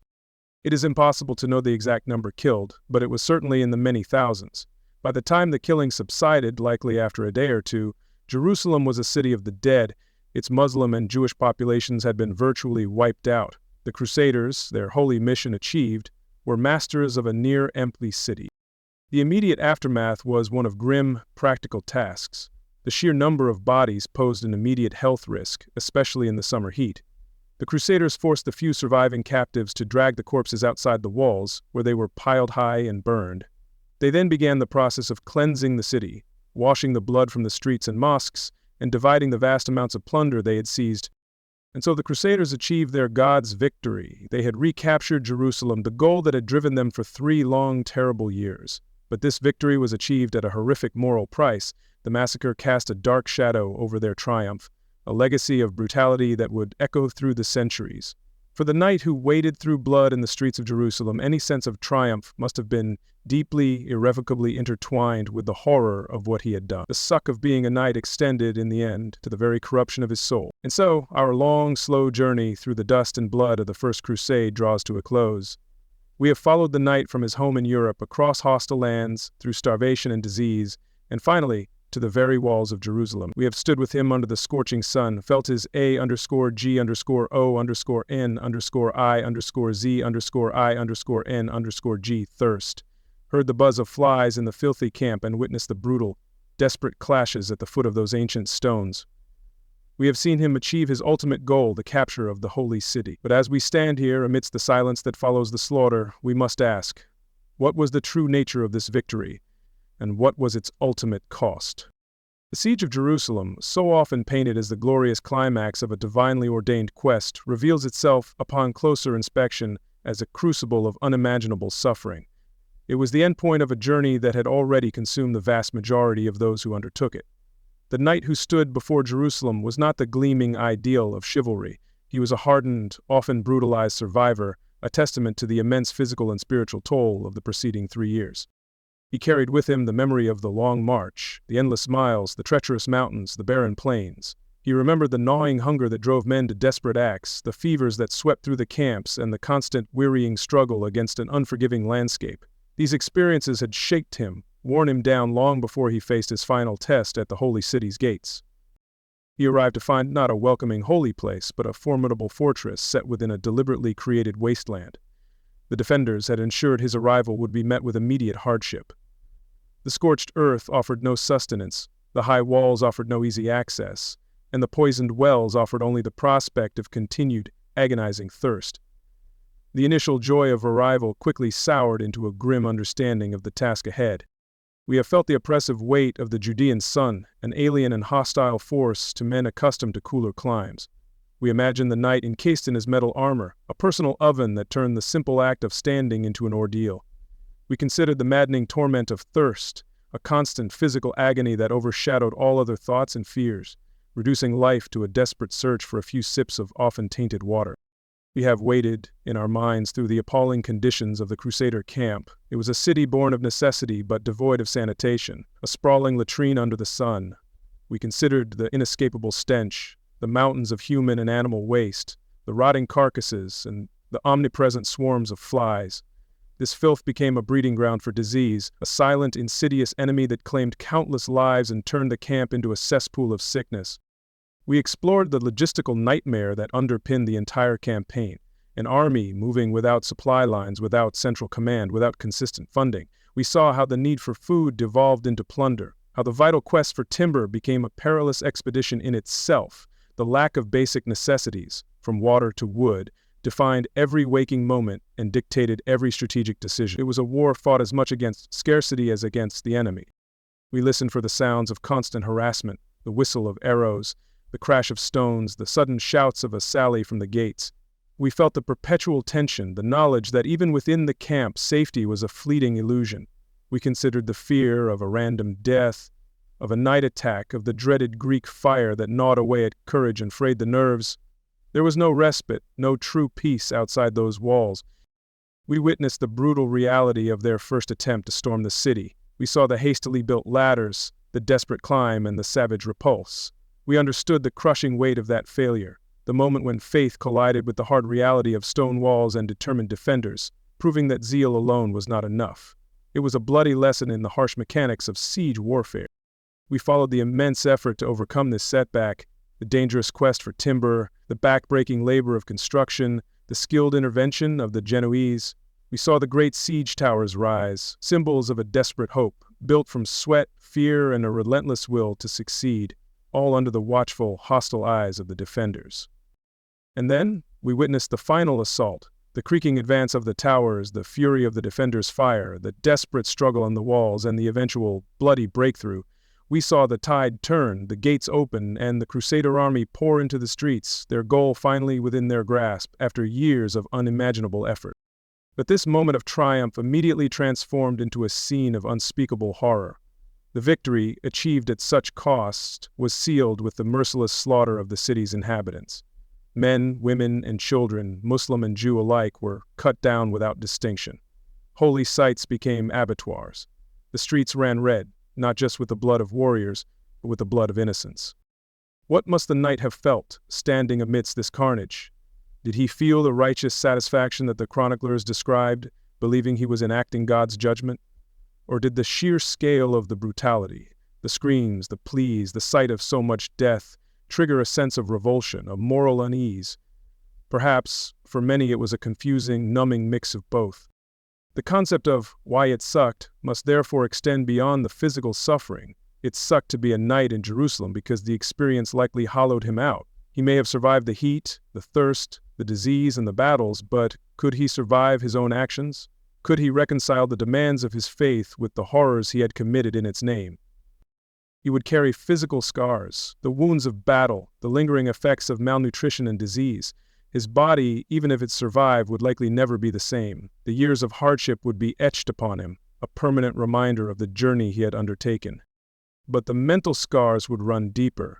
He carried the trauma of constant fear, the grief for lost comrades, the memory of horrific violence. He likely suffered from nightmares, from fits of rage or despair, from a deep-seated weariness that no amount of rest could cure. He had seen and done things that could not be unseen or undone. And what of his faith? Did it emerge stronger, or was it fractured? Did he find solace in the belief that he had done God's will? Or was he haunted by doubts, by the question of whether the ends could ever truly justify such means? The initial fervor, the clear-eyed certainty, was likely replaced by something far more complex, perhaps a grim fatalism or a profound spiritual exhaustion. The victory at Jerusalem was real. It established a Crusader kingdom that would last for nearly 2 centuries. It achieved the stated goal of the First Crusade. But it was a victory built on a foundation of immense suffering and stained by an act of appalling brutality. It was a victory that, for the men who achieved it, came at an almost unbearable price. The siege of Jerusalem, therefore often presented as the pinnacle of the First Crusade's glory, was, in truth, a testament to unimaginable suffering, both endured and inflicted. For the knights who fought there, it was a baptism of fire, filth, and blood that forever marked their souls, regardless of their perceived victory. It sucked because it pushed them to the absolute limits of human endurance, and then, perhaps, beyond the limits of their own humanity. So when you drift towards sleep, let these distant echoes fade. Let the whispers of parched throats and the clang of steel remind you that heroism often comes at a price far greater than glory, and that even the holiest of wars can descend into the most unholy of acts. Their suffering, their struggles, their grim reality echo still across the centuries. A quiet, cautionary tale. Thank you for joining us on this journey through the dull and often dark corners of history tonight. May your dreams be far removed from the heat, the thirst, and the stench of medieval battlefields. May you find peace and quiet in your own time, far from the walls of Jerusalem. Sleep well.